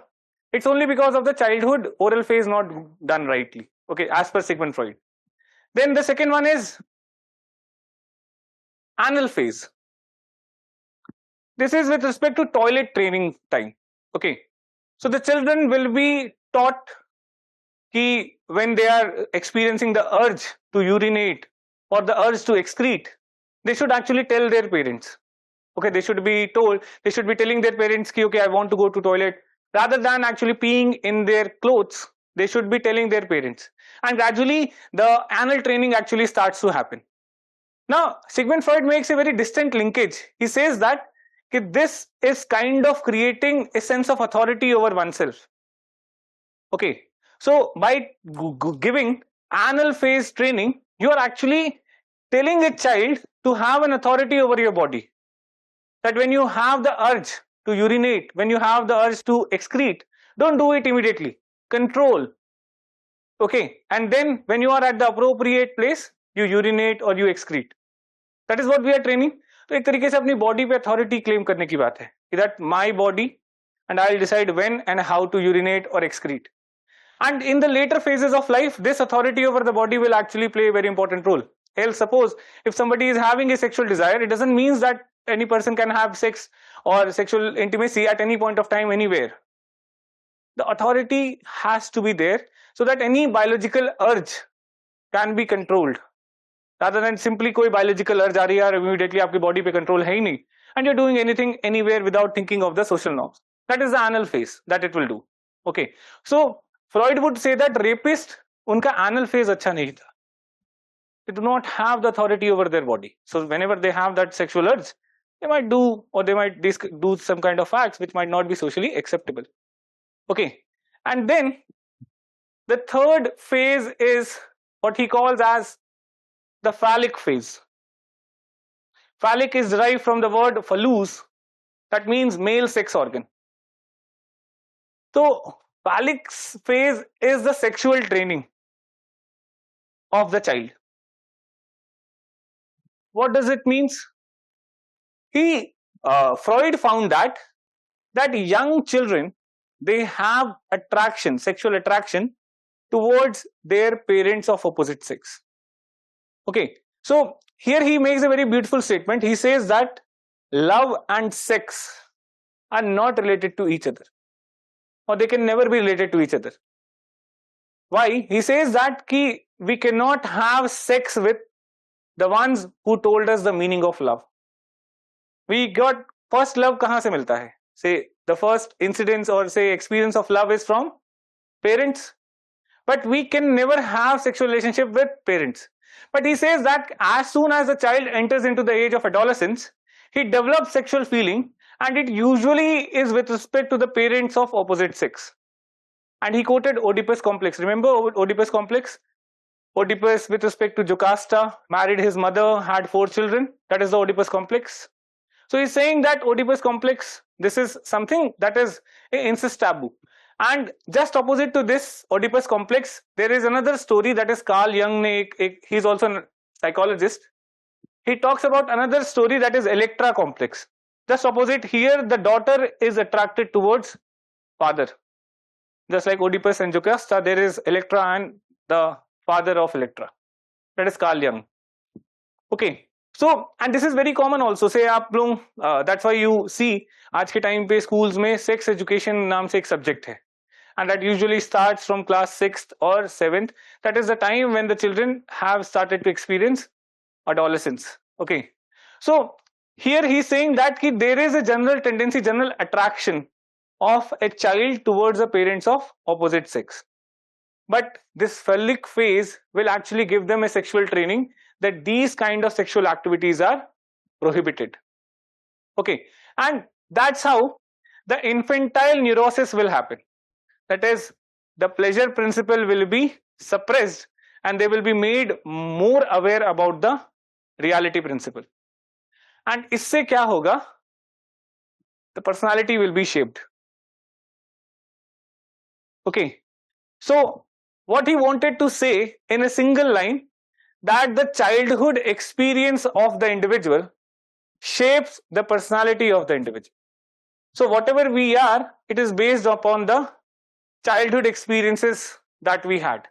So if we are actually experiencing any kind of psychological disorder as per Sigmund Freud, that might be because of some kind of childhood trauma or some phase of our socialization went wrong. Maybe we were not given enough love, or he would say that if somebody is an introvert, in that case he might not have been hugged properly by their parents, he might not have been given love and care by their parents, and that's why he's more introvert, he does not socializes. The childhood experience is getting reflected in the adult personality. Or if somebody is very much extrovert, like बहुत लोगों से बात करता है, social life is very good, so that means that he might have been cared, pampered, loved, hugged by the parents more enough, and that's why he has developed a very open kind of personality. He is very much social in nature. So the summary of this entire idea, that is Sigmund Freud, is that the childhood experiences shapes the adult personality, and this basic idea becomes the center point of this culture personality school. They will try to talk about the childhood experiences and how does it shapes the personality of the individual. Now you can understand that the childhood experiences in simple societies, they are more or less similar. हमारे यहाँ पे there are multiple types of schools, multiple types of education, but in simple societies they have a same way of raising the child. Everybody experiences almost similar things. So do you find that, or can you say that कि similar type of personalities देखने को मिलेंगी, similar type of personality traits देखने को मिलेंगे? Let me give you one example, that in India we basically are trained for labor class. We're trained for labor class. How? Basically we all have been a part of the school जिसकी timing क्या है? 8 to 2, right? So we're basically taught that कि 8 से 2 पढ़ो, but then you go back home, have lunch, that is the lunch break, and then you do the homework till 5, 5:36, and then you go out and play. That is office time खत्म. Now that is the time to play. So 9 to 5 की training दी गई है हमें बचपन से to create labor for that 9 to 5 job. Okay, and everybody say in the prosperous developed countries you will never find the schools following these schedules. 8 to 2 or 2 से 6 homework, there is no concept of homework, there is no concept. और से ऐसा नहीं है कि school में आधे घंटे का, से we have that leisure break आधे घंटे का, और से पीटी और गेम वाला भी हफ्ते में 2 दिन होता है, right? हफ्ते में 2 दिन पीटी या game period, that is of 40 minutes, 45 minutes, that's it. So that is what the companies have, some once a week entertainment session or HR session. You should not take it as a right, it's more like a privilege that is given to you at least 2 times a week, कि आप जहाँ पे आधे पौने घंटे गपशप कर लो, कुछ गेम वेम खेल लो, HR वाला कंडक्ट कराते हैं. All those who have been part of this corporate system, you would definitely realize we have been trained for this. From the first day of our school, we have been created as labor, or we have been trained like a labor. So childhood experiences shapes the personality, and that's why there is less number of entrepreneurs from India and more people aspiring to become a government servant. Okay, so this is the basic idea. Now, keeping in mind this influences of Sigmund Freud, what actually happened? The school got divided into 3 major sub branches. Okay, now it's basically related to chicken and egg debate. Chicken and egg debate as if कि पहले मुर्गी आई या अंडा. So one would say that कि first personality came that would shape the culture. Okay, personality has an impact on the culture. And second would say that it's culture that would actually determine personality. And third would actually acknowledge the circular aspect of it, that culture shapes personality, which in turn shapes culture, and that cycle goes on. And that is the 3 basic approaches. That is, first one, culture configuration approach by Ruth Benedict, or which in turn says personality shaping culture. Second one is culture deterministic approach by Margaret Mead, which says culture shapes personality. Okay, and the third is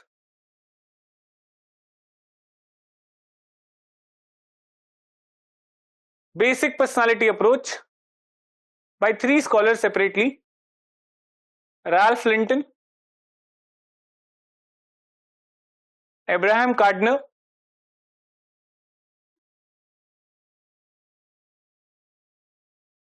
and Cora Dubois. And it is talking about culture shapes personality, which in turn shapes culture. Okay, so these are the 3 major approaches. Now in this case, Benedict, Mead, and Cora Dubois are the female anthropologists that we are going to study in this school. Ruth Benedict, Margaret Mead, and Cora Dubois. Okay, so this is the basic general introduction of culture personality school. Just write this first. Culture personality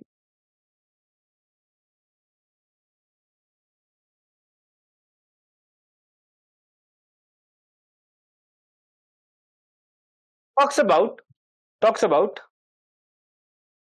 the interlinkage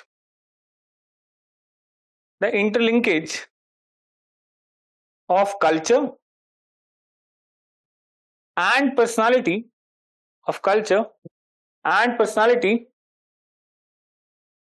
of individual.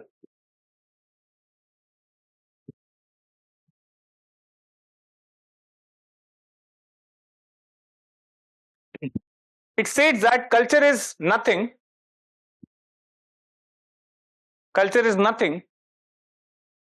but character or personality of a group.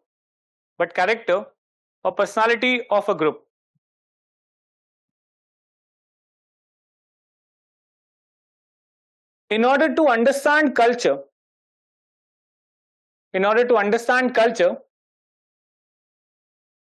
personality of the group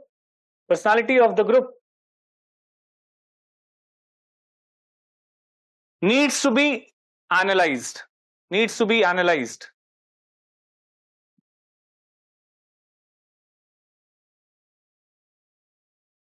Personality refers to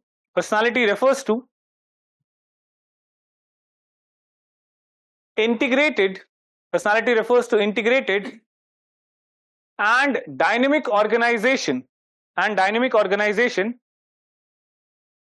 of physical, mental and social qualities, of individual and group.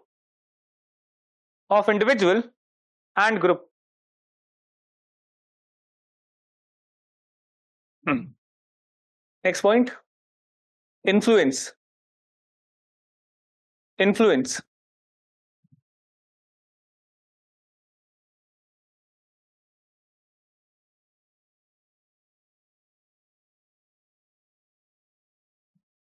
The school was influenced by Sigmund Freud,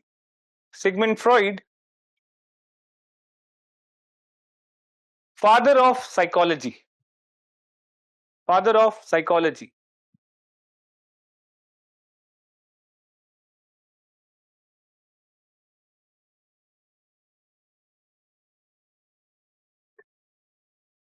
He stated that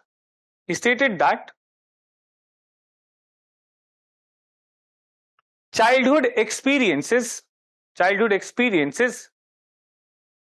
shapes adult personality. Adult's personality.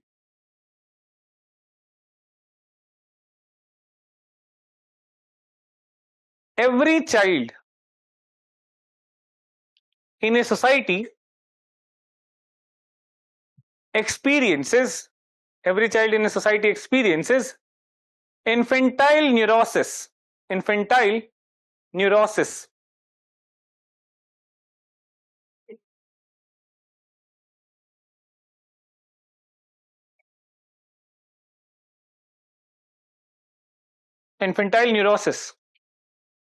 Which suppresses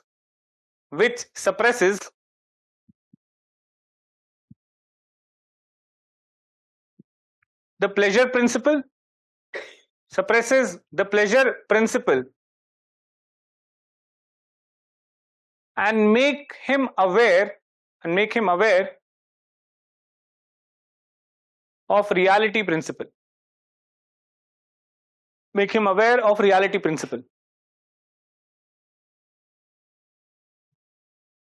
Okay. Next point. The school is subdivided into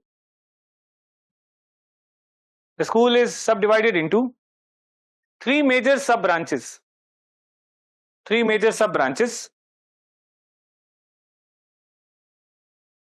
So you can just write this you can just refer to this: culture configurations approach, culture deterministic, and basic personality approach by respective scholars. We'll see each one of them.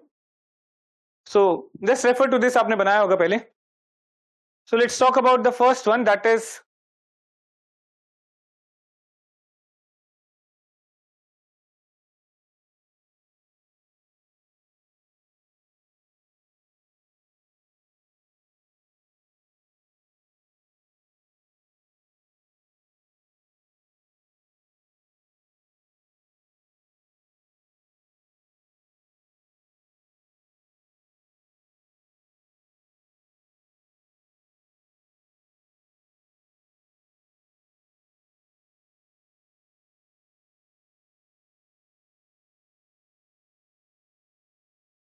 Done?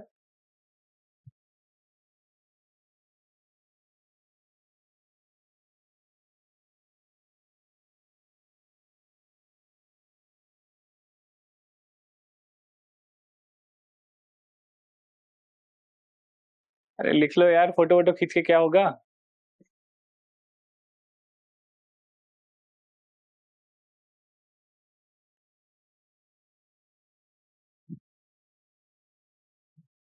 अभी लिखने की speed थोड़ी तेज कर लो, because as we and the theories the dictation from my side will be very much minimal. Okay, so you'll have to be in speed with respect to whatever I'll be discussing in the class, and you have to make the running notes. So आप लिखने की speed थोड़ी सी बढ़ा लो. It will be good for you in the exam also, and यहाँ से practice करोगे तो eventually you might reach that condition.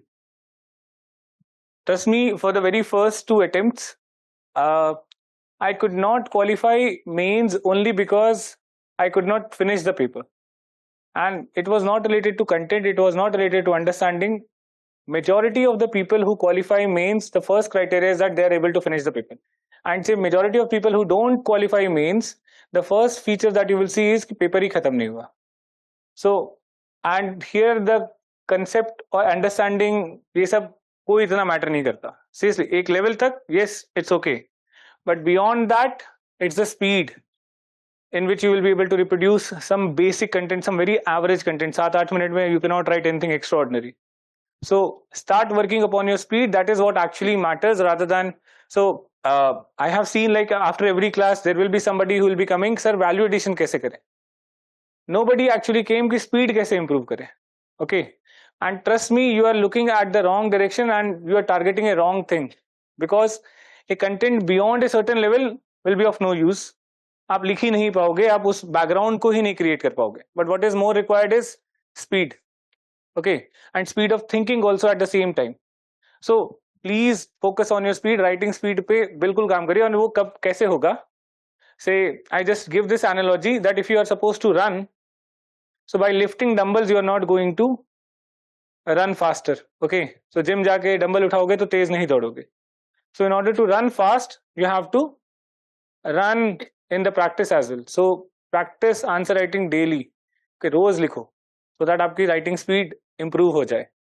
And ये बहुत सारे, trust me, ऐसा होता है कि मेंस देने के बाद I have given 4 mains continuously 14, 15, 16, 17 and say after every mains से हाथ पूरा अलग तरीके का हो जाता है. And when I used to be an aspirant, ये पूरी उंगली की शेप भी बदल जाती है, इतना लिखना पड़ता है.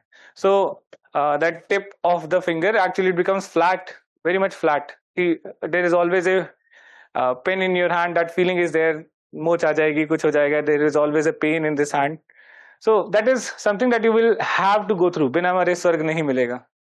Okay, so let's talk about Ruth Benedict.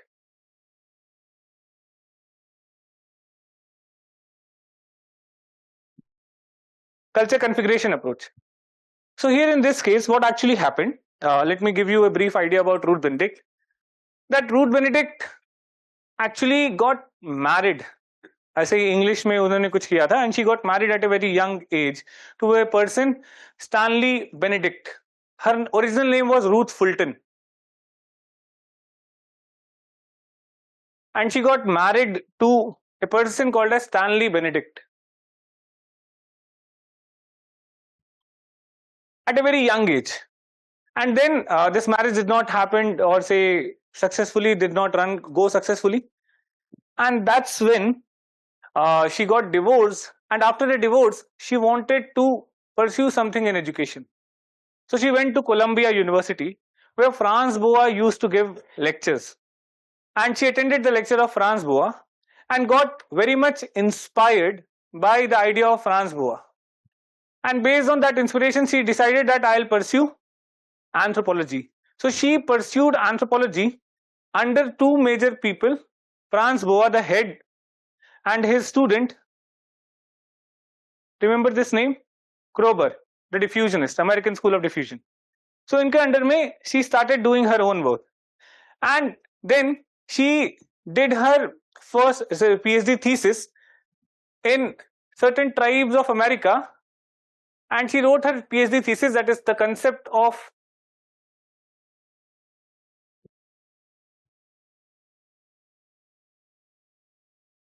guardian spirit in America. Here she was very much influenced by Kroeber's idea of culture configuration. Remember culture configuration? What does it say? That elements of culture are not random, but there is some kind of harmony or cohesion between the elements of the culture. So culture is not a random accumulation of bits and pieces, but rather there is a cohesion between the elements of the culture. That is the idea of configuration. So she was very much influenced by the idea of configuration of Kroeber. And here in guardian spirit study of certain tribes of America, she observed the same thing.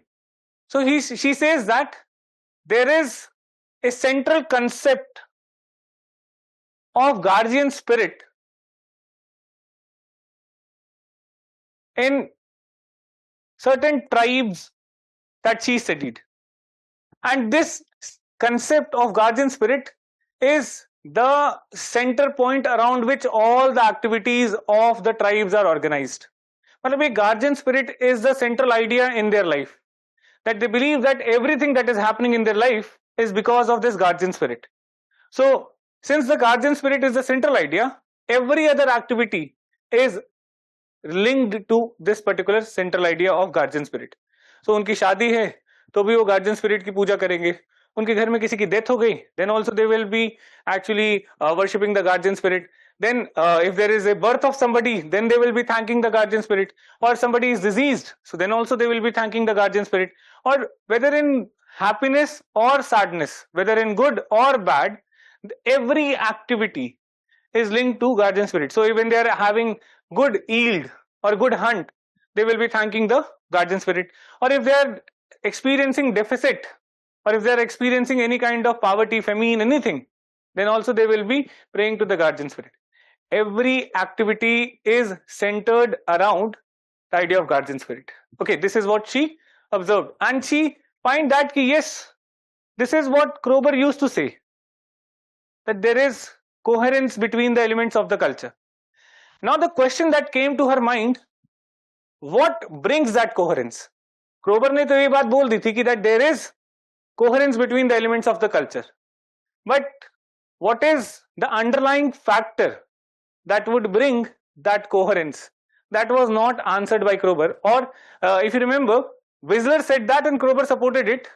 Remember ki 8 culture areas that were designed by Whistler, and what was the factor related to it?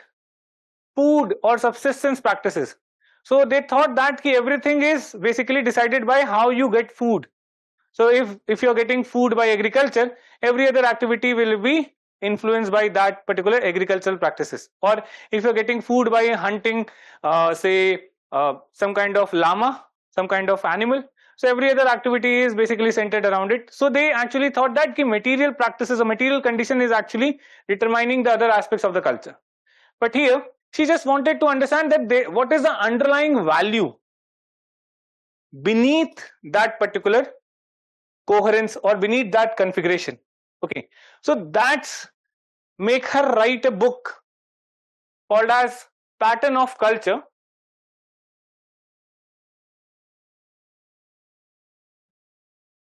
in which she gives her idea of culture personality school or culture configuration. Now what is this?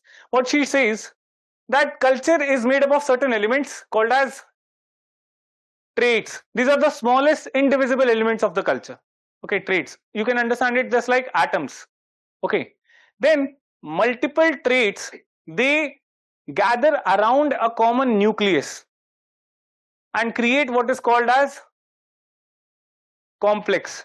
So I might have given you this example, that suppose if you want to go and worship or you want to do prayer, so there are n number of activities that you do. That is, suppose you want to go and offer prayers, so what you do is, first thing, take bath, go to the temple, remove your slippers, wash your hand, buy a particular say prasad ki thali, and then go to the temple, hit the bell, and then bow down in front of God, apply the tilak or chant mantras, apply the tilak, offer the prasad ki thali, offer some kind of say dan patra mein something, the money that you will put, and then you come back, consume the prasad, and that's the process is done. So n number of activities related to only one thing, okay, that is the worship. So the activities, small activities are the traits, and then the entire process is the complex. And there are multiple complexes that exist in a particular society. So for example, if you wanted to attend the anthropology class, so there are multiple things. First, you go to the Google, find the faculty that you find suitable, enroll in the course, buy textbook, come to Delhi, have a room, and then say find the time, mode of transport, eventually come to the class, make notes, buy pens. Is multiple activities, and it is around one particular common goal, that is to attend anthropology class. Okay, so there are multiple complexes that exist in the society. Now these multiple complexes in the society, they will arrange with respect to each other, or in a culture they will be arranged with respect to each other, and the way of arrangement is called as pattern. Way of arrangement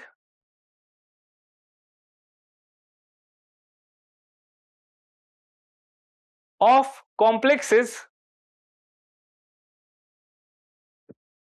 into a functional role, so that these complexes become functional in nature. So for example, you had to attend anthropology class, for which you had to do a lot of activities. But if you came to Delhi, then you will also have to get your needs satisfied, as if you need to arrange for your food, you need to arrange for somebody who might be coming and cleaning your house, you need some basic things. Ab ye ek alag complex hai. Then you need to attend GS class, that's a different complex. Now these complexes, they are arranged in a particular manner in order to create a functional whole. Now that pattern of arrangement, way of arrangement, it is called as the pattern. How multiple complexes in a culture, they are arranged together to create a functional whole, that is called as the pattern. And once all the complexes are arranged, then a grand design of culture appears, that is called as configuration. The grand design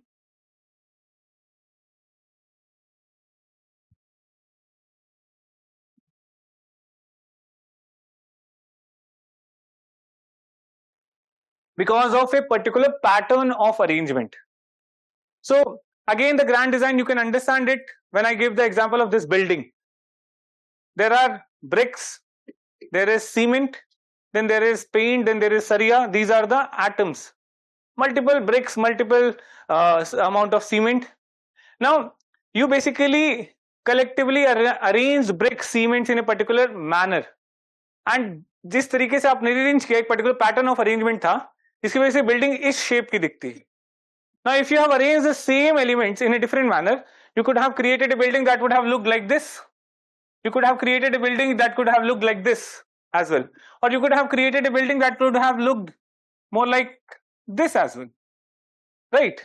Same elements थे, but आपने arrange अलग अलग किया, so it might create a different grand design altogether. In the same way, a particular pattern of arrangement will give a overall look to the culture, overall appearance to the culture. That appearance is called as the configuration, the grand design of the culture because of particular way of arrangement. This is configuration. Now she says that definitely every culture has configuration. The elements are arranged in a particular manner. There is a grand design, that is overall plan है उसके पीछे, एक blueprint है, ऐसे नहीं random कुछ भी है. So जैसे building बनाते हैं तो there is a blueprint. The architect will design or give a blueprint of that building, that this is what the final look of the building will be. In the same way, there is a blueprint behind every culture as well. There is a final overlook that the culture will create once the elements are arranged in a particular manner. That is a final impression that the culture will create. Okay. So Benedict says that what is behind this final look or the final impression. So just like जब architect building का final say blueprint देता है, so the architect is told that this building is made for a particular purpose. Maybe say suppose if DLF is designing some kind of magnolia, camellias, so then they would tell that this particular building is to attract elites, to buy the building. Say somebody from 100 crore, 150 crores is range में, the one who can pay this, this building is designed for them. So you have to create an appearance that should appeal them. Okay. Or suppose if DDA is designing a flat, Delhi Development Authority. So they will give the instructions to the architect that this building is for middle class or lower middle class. And the flats which are there, it's for LIGs or lower income grant people. Yeah, MIGs, medium income grant people. And based on that, the architect will create an impression that should be suggesting that कि हाँ LIG वालों का flat है, ये MIG वालों का flat है. या फिर DLF camellias will actually create a blueprint that would actually appeal these people, right? In the same way, this final blueprint will actually create a final impression of the person who are practicing this culture. Okay. Now, what is behind this blueprint? What is the basic idea behind blueprint? Some kind of value, just like the values that we are talking about, the houses, LIG, MIGs and DLF. So, in the same way, there is some kind of underlying values that brings a cohesion between the elements of the culture, and that underlying values actually acts as the basis of integration. So the question is that elements of the culture, they are in cohesion. वो cohesion क्यों आ रहा है? वो उनके बीच में harmony या say peace क्यों है? Why there is some kind of sync between the elements of the culture? So she says that there is some kind of underlying values that is actually bringing some kind of sync, and she calls these underlying values to be special genius. That every cultural element, in order to be in a configuration, should have the shared value system. Only then it will be a part of configuration. Else there will be some kind of tension, else there will be some kind of contradiction. So for example, DLF camellias का blueprint बनाया, but वहां पे जो toilet है वो बहुत ज्यादा साफ सुथरा नहीं है. So that is kind of contradiction. It's not actually fitting the configuration. Getting my point? In the same way, every element of the culture should have shared value system in order to actually create a general blueprint. Or say Gandhism. So every element has the shared value system, non-violence, and then that's why they are able to exist or coexist together. So here she is referring to that shared value system, shared idea that actually brings all the elements of the culture into a coherence, and that becomes the basis of integration, and it is called as special genius. Okay, now she recognizes two types of special genius. One is Apollonian genius, and the second is Dionysian genius. It's based on two Greek gods, Apollo and Dionys. So Apollo is the sun god, and he is actually recognized as the bright and benevolent.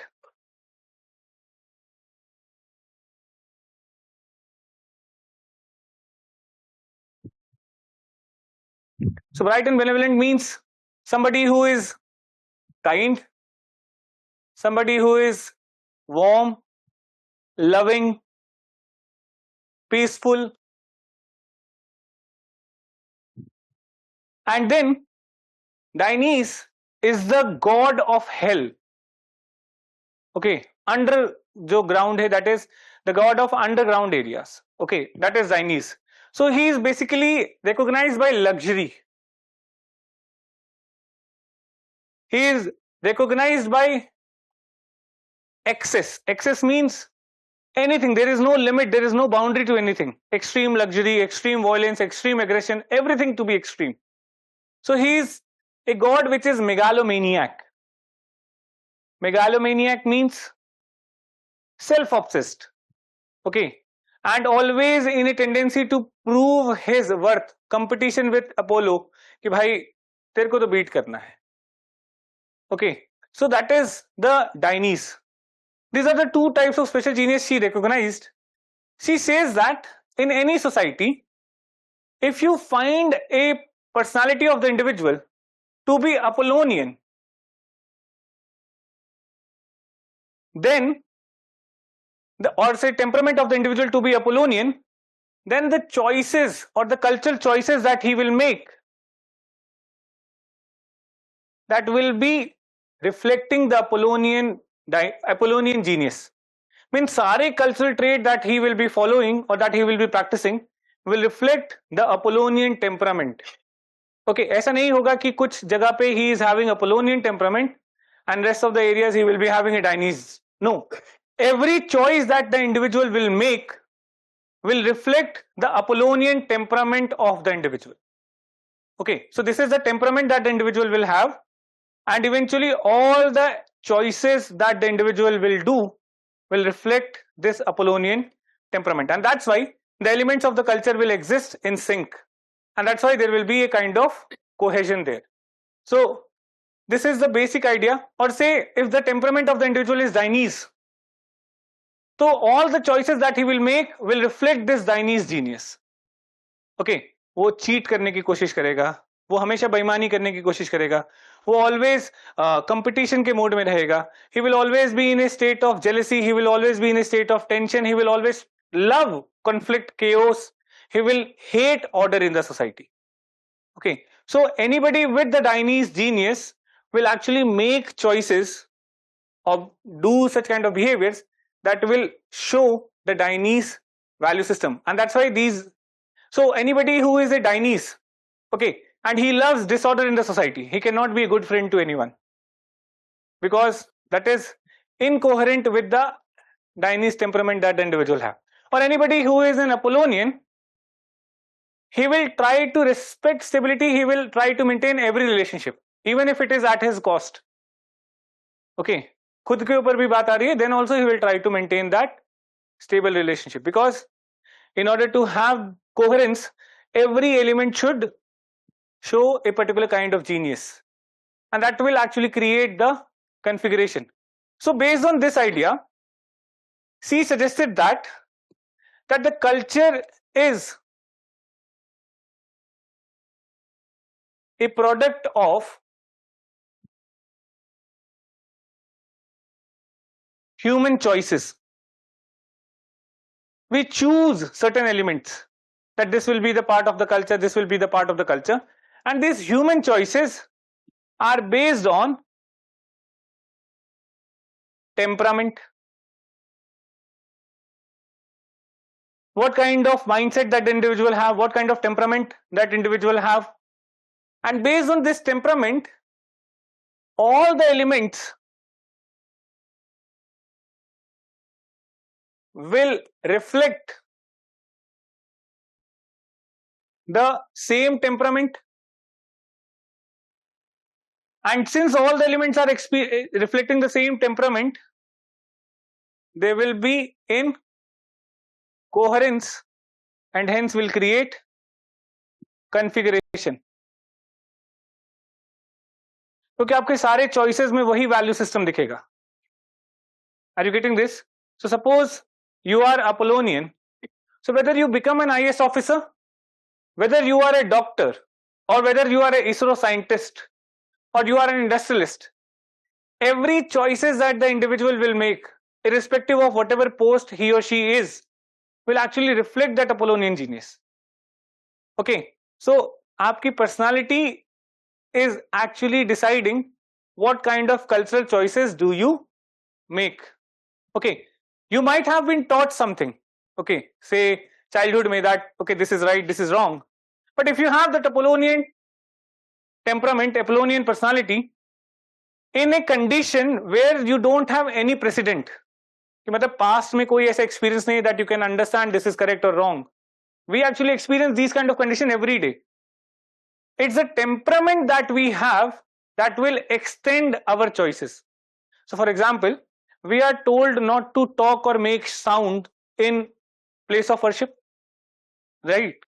कि गुरुद्वारे में जाओ, मंदिर में जाओ, मस्जिद में जाओ, शोर नहीं मचाना है. This is something that we are told during our childhood. We extend this idea when we go to a funeral. We were never told, because we were never taken to a funeral by our parents, right? But we extend this idea कि funeral में भी जा रहे हैं तो नहीं बात करनी है, शोर नहीं मचाना है, शांति रखनी है, because it's the temperament that was created that actually is determining our choices. You were told that to harm any poor people is a sin, right? To harm any poor people or to take away somebody's right is a sin. Now you will extend this choice when you are an IAS officer. It depends कि आप घूस किससे लेते हो. So if you take it from somebody who comes to your office, आप बोलोगे sign करने का 500 रुपए लूंगा, then it is wrong. But कोई ठेकेदार देके जा रहा है तो then ठीक है, मतलब गरीब से लेने को मना है, ठेकेदार के पास तो बहुत पैसा है. Okay, so you extend your choices. Okay, I'm just not telling you the ways कहाँ से लेना है, ये मत ले.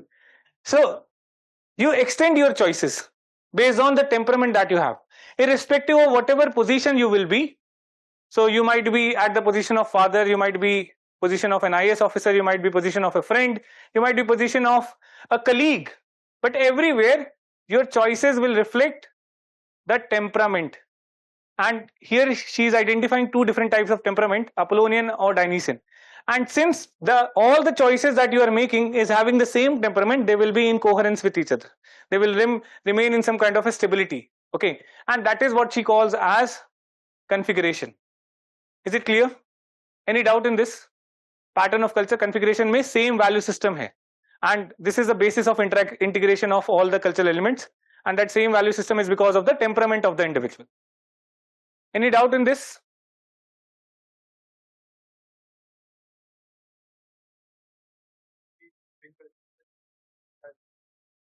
अभी पहले ये समझ लेते हैं, फिर बाद में उसको क्रिटिसाइज भी कर लेंगे, राइट? पहले ये देख लेते हैं ना. क्रिटिसिज्म तो आप पहले आइडिया को रिजेक्ट क्यों करने पे आ जाते हो? पहले समझ लो, फिर तो क्रिटिसिज्म आएगा ना, वहां पे हम देख लेंगे.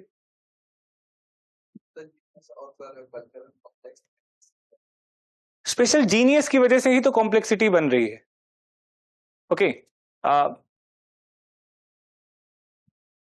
बहुत सारे एलिमेंट्स हैं in sync with each other that creates complex.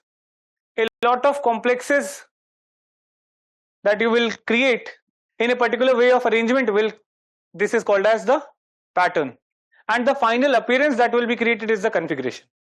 So complexes ही तो arrange होके एक final configuration create कर रहे हैं ultimately, and ये configuration इसलिए create हो पाया क्योंकि जितने भी traits और complexes हैं उनके underlying value system same है. Okay, so that value system is the special genius. That is the underlying value system. आपने जो choices, so अगर आपको अपोलोनियन है, आपको पूजा करनी है, तो आप बलि नहीं दोगे. Okay, or say let's assume let's take the case with Gandhism. So if you believe in Gandhism, Satya or Ahimsa, so that complex of food or diet will actually reflect this. You will not be a non-vegetarian, you will be a vegetarian, right?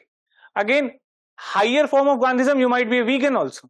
That जानवरों को बांध के जबरदस्ती उनसे दूध निकालना and say putting them under injection influence, estrogen or progesterone के influence में रखना, that is wrong. Okay, so you might, an extreme Gandhism, you might go for veganism. Second, even in case of worship, you will not try to sacrifice any animal.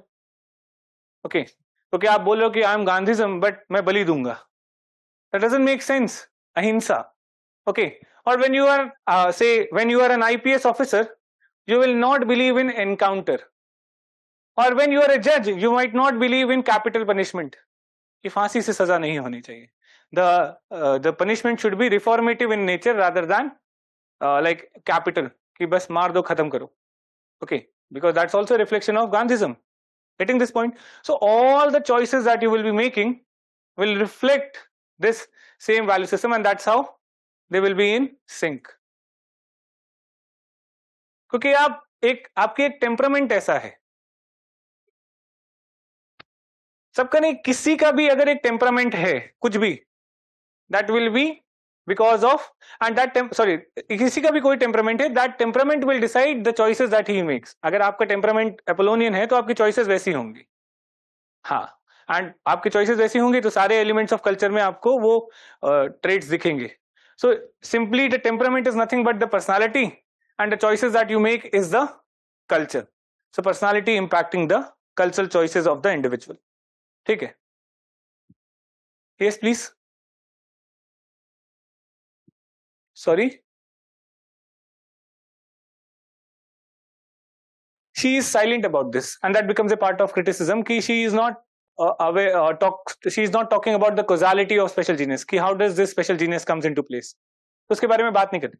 Actually, this theory again comes into a problem because of its synchronic nature. Because in order to talk about the origin of special genius, it has to look into the history. But they say that कि देखो, आप बड़े हो गए, आपकी एक personality बन गई, अभी आपकी पर्सनालिटी है. Any choices that you will make from now, once the personality is done, is basically based on the personality that you have. आपकी एक basic personality है, and that basic personality will determine your choices, whatever choices. आपको कुछ सिखाया गया है, but a lot of experiences that you will experience in the world that will be unprecedented. आपको आपके पेरेंट्स ने हर चीज के बारे में नहीं बताया कि ऐसा होगा तो ऐसा करना. एक जनरल आइडिया आपको है. That is your personality, that is your temperament. General idea कि ये सही है, ये गलत है. And based on that general idea, you make your choices every time, wherever you are. Okay, आप चाय की दुकान से लेके अपने IAS की पोजीशन तक, you will make a lot of choices, but that will be based on a general personality that has been created. Okay, आपके सारे choices, आपको हर चीज well defined नहीं है. A lot of incidents that will happen in your life, you don't have any reference in the past how to act or how to behave in this case. आपने जिंदगी में पहली बार देखा है बहुत सारे cases, but the choices that you make in such cases is a reflection of your personality, because you didn't have any kind of reference कि इस time पे ऐसा करना चाहिए, but फिर भी you acted in some way. How you acted depended upon the personality that you had. The choices that you made depends upon the personality that you had. Okay, so that's why a kind of temperament that will be there, that is the personality, will define or determine the choices that individual make in their life, and these choices will create culture. Okay, so this is the basic idea that Benedict says. Special genius के बारे में कोई origin के बारे में बात नहीं की है. Anybody else? Any doubt? Okay, so just write this and then we'll continue from this point. Ruth Benedict.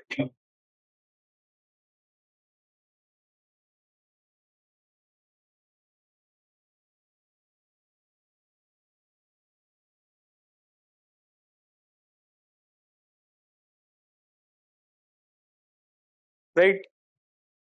Benedict was a student of Franz Boas and Kroeber. Was a student of Franz Boas and Kroeber.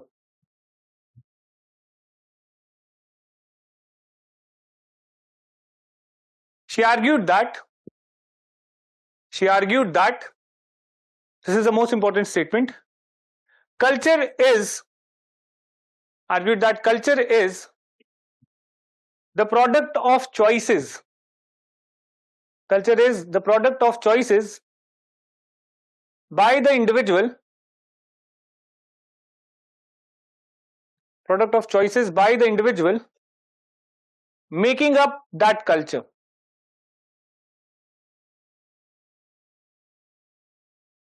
Product of choices by the individual making up that culture. She recognized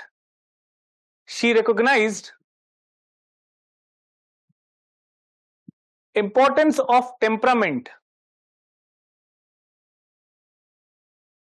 Importance of temperament and ability of individual.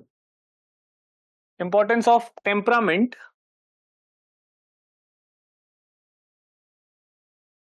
and ability of individual to make choices.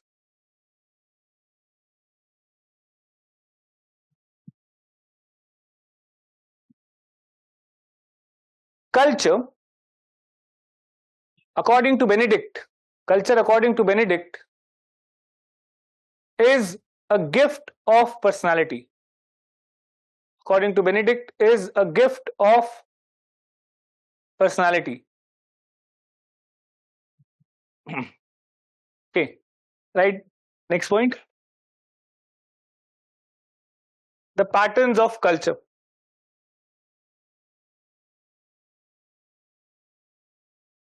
Patterns of culture.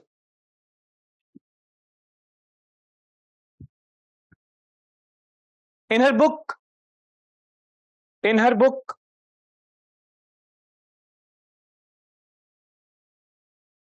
Patterns of Culture,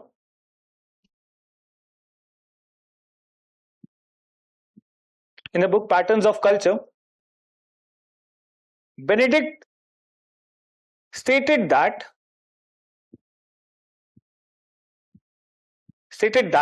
culture is made up of traits and complexes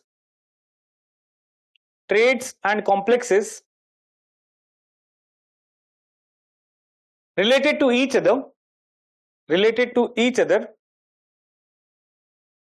in functional roles related to each other in functional roles. The way of arrangement of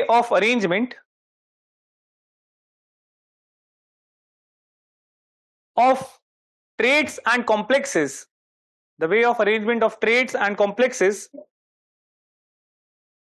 is called pattern.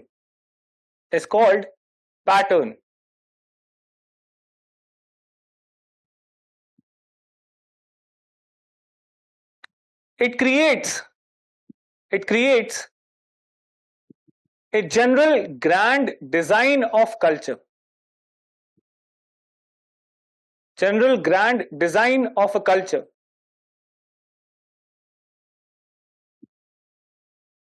called configuration.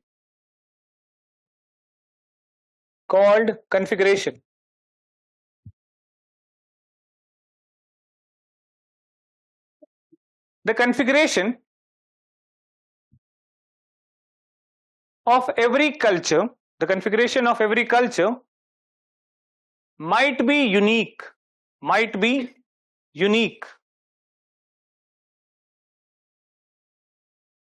due to different way of arrangements.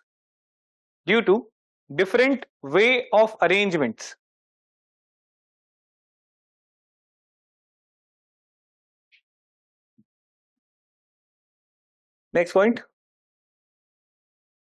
Write the heading special genius.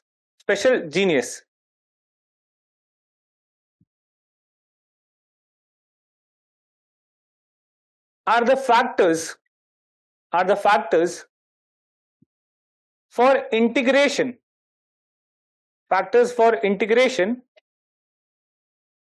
between the elements of culture.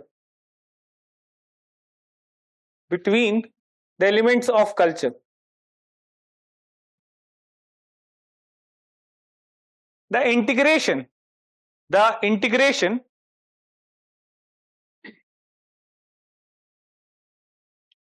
is on the basis of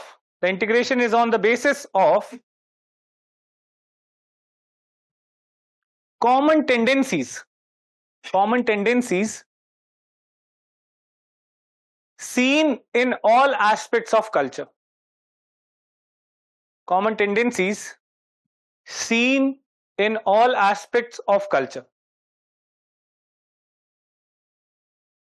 Special genius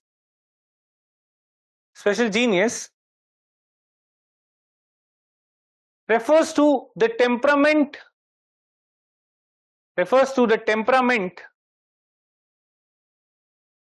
or mental state of an individual in a group or community.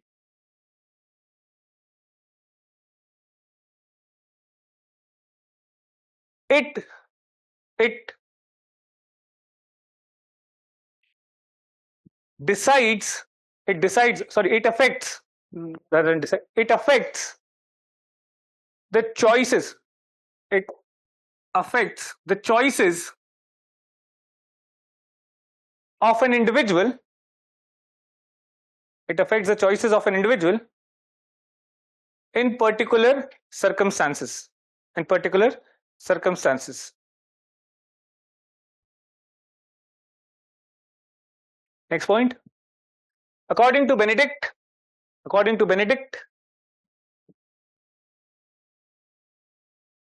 special genius is of two types. Special genius is of two types. Apollonian,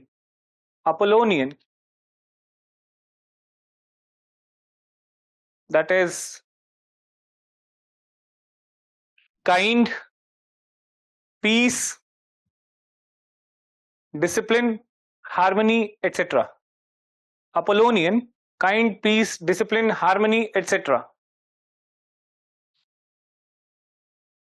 Second, Dionysian,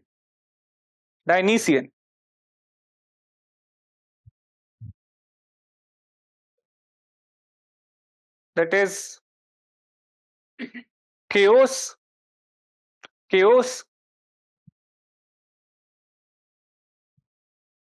conflict,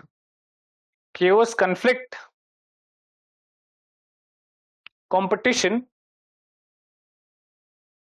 disorder, chaos, conflict, competition, disorder, etc. Okay, last line. The value system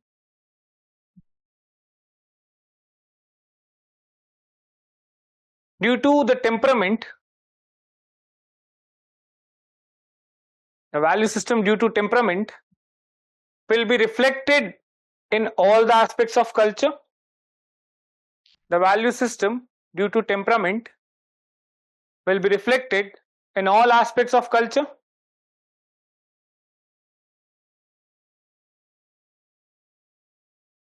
And hence will create a configuration. And hence will create a configuration. Okay, so the summary is this only. The culture is product of human choices. That choices are based on temperament. What is the temperament? That is a special genius. All the elements will reflect the temperament, and that will ensure that there is a coherence between the element, and that will create the configuration. So this is the basic idea. We'll see the case study in the next class. That's it for today. Thank you so much. See you tomorrow.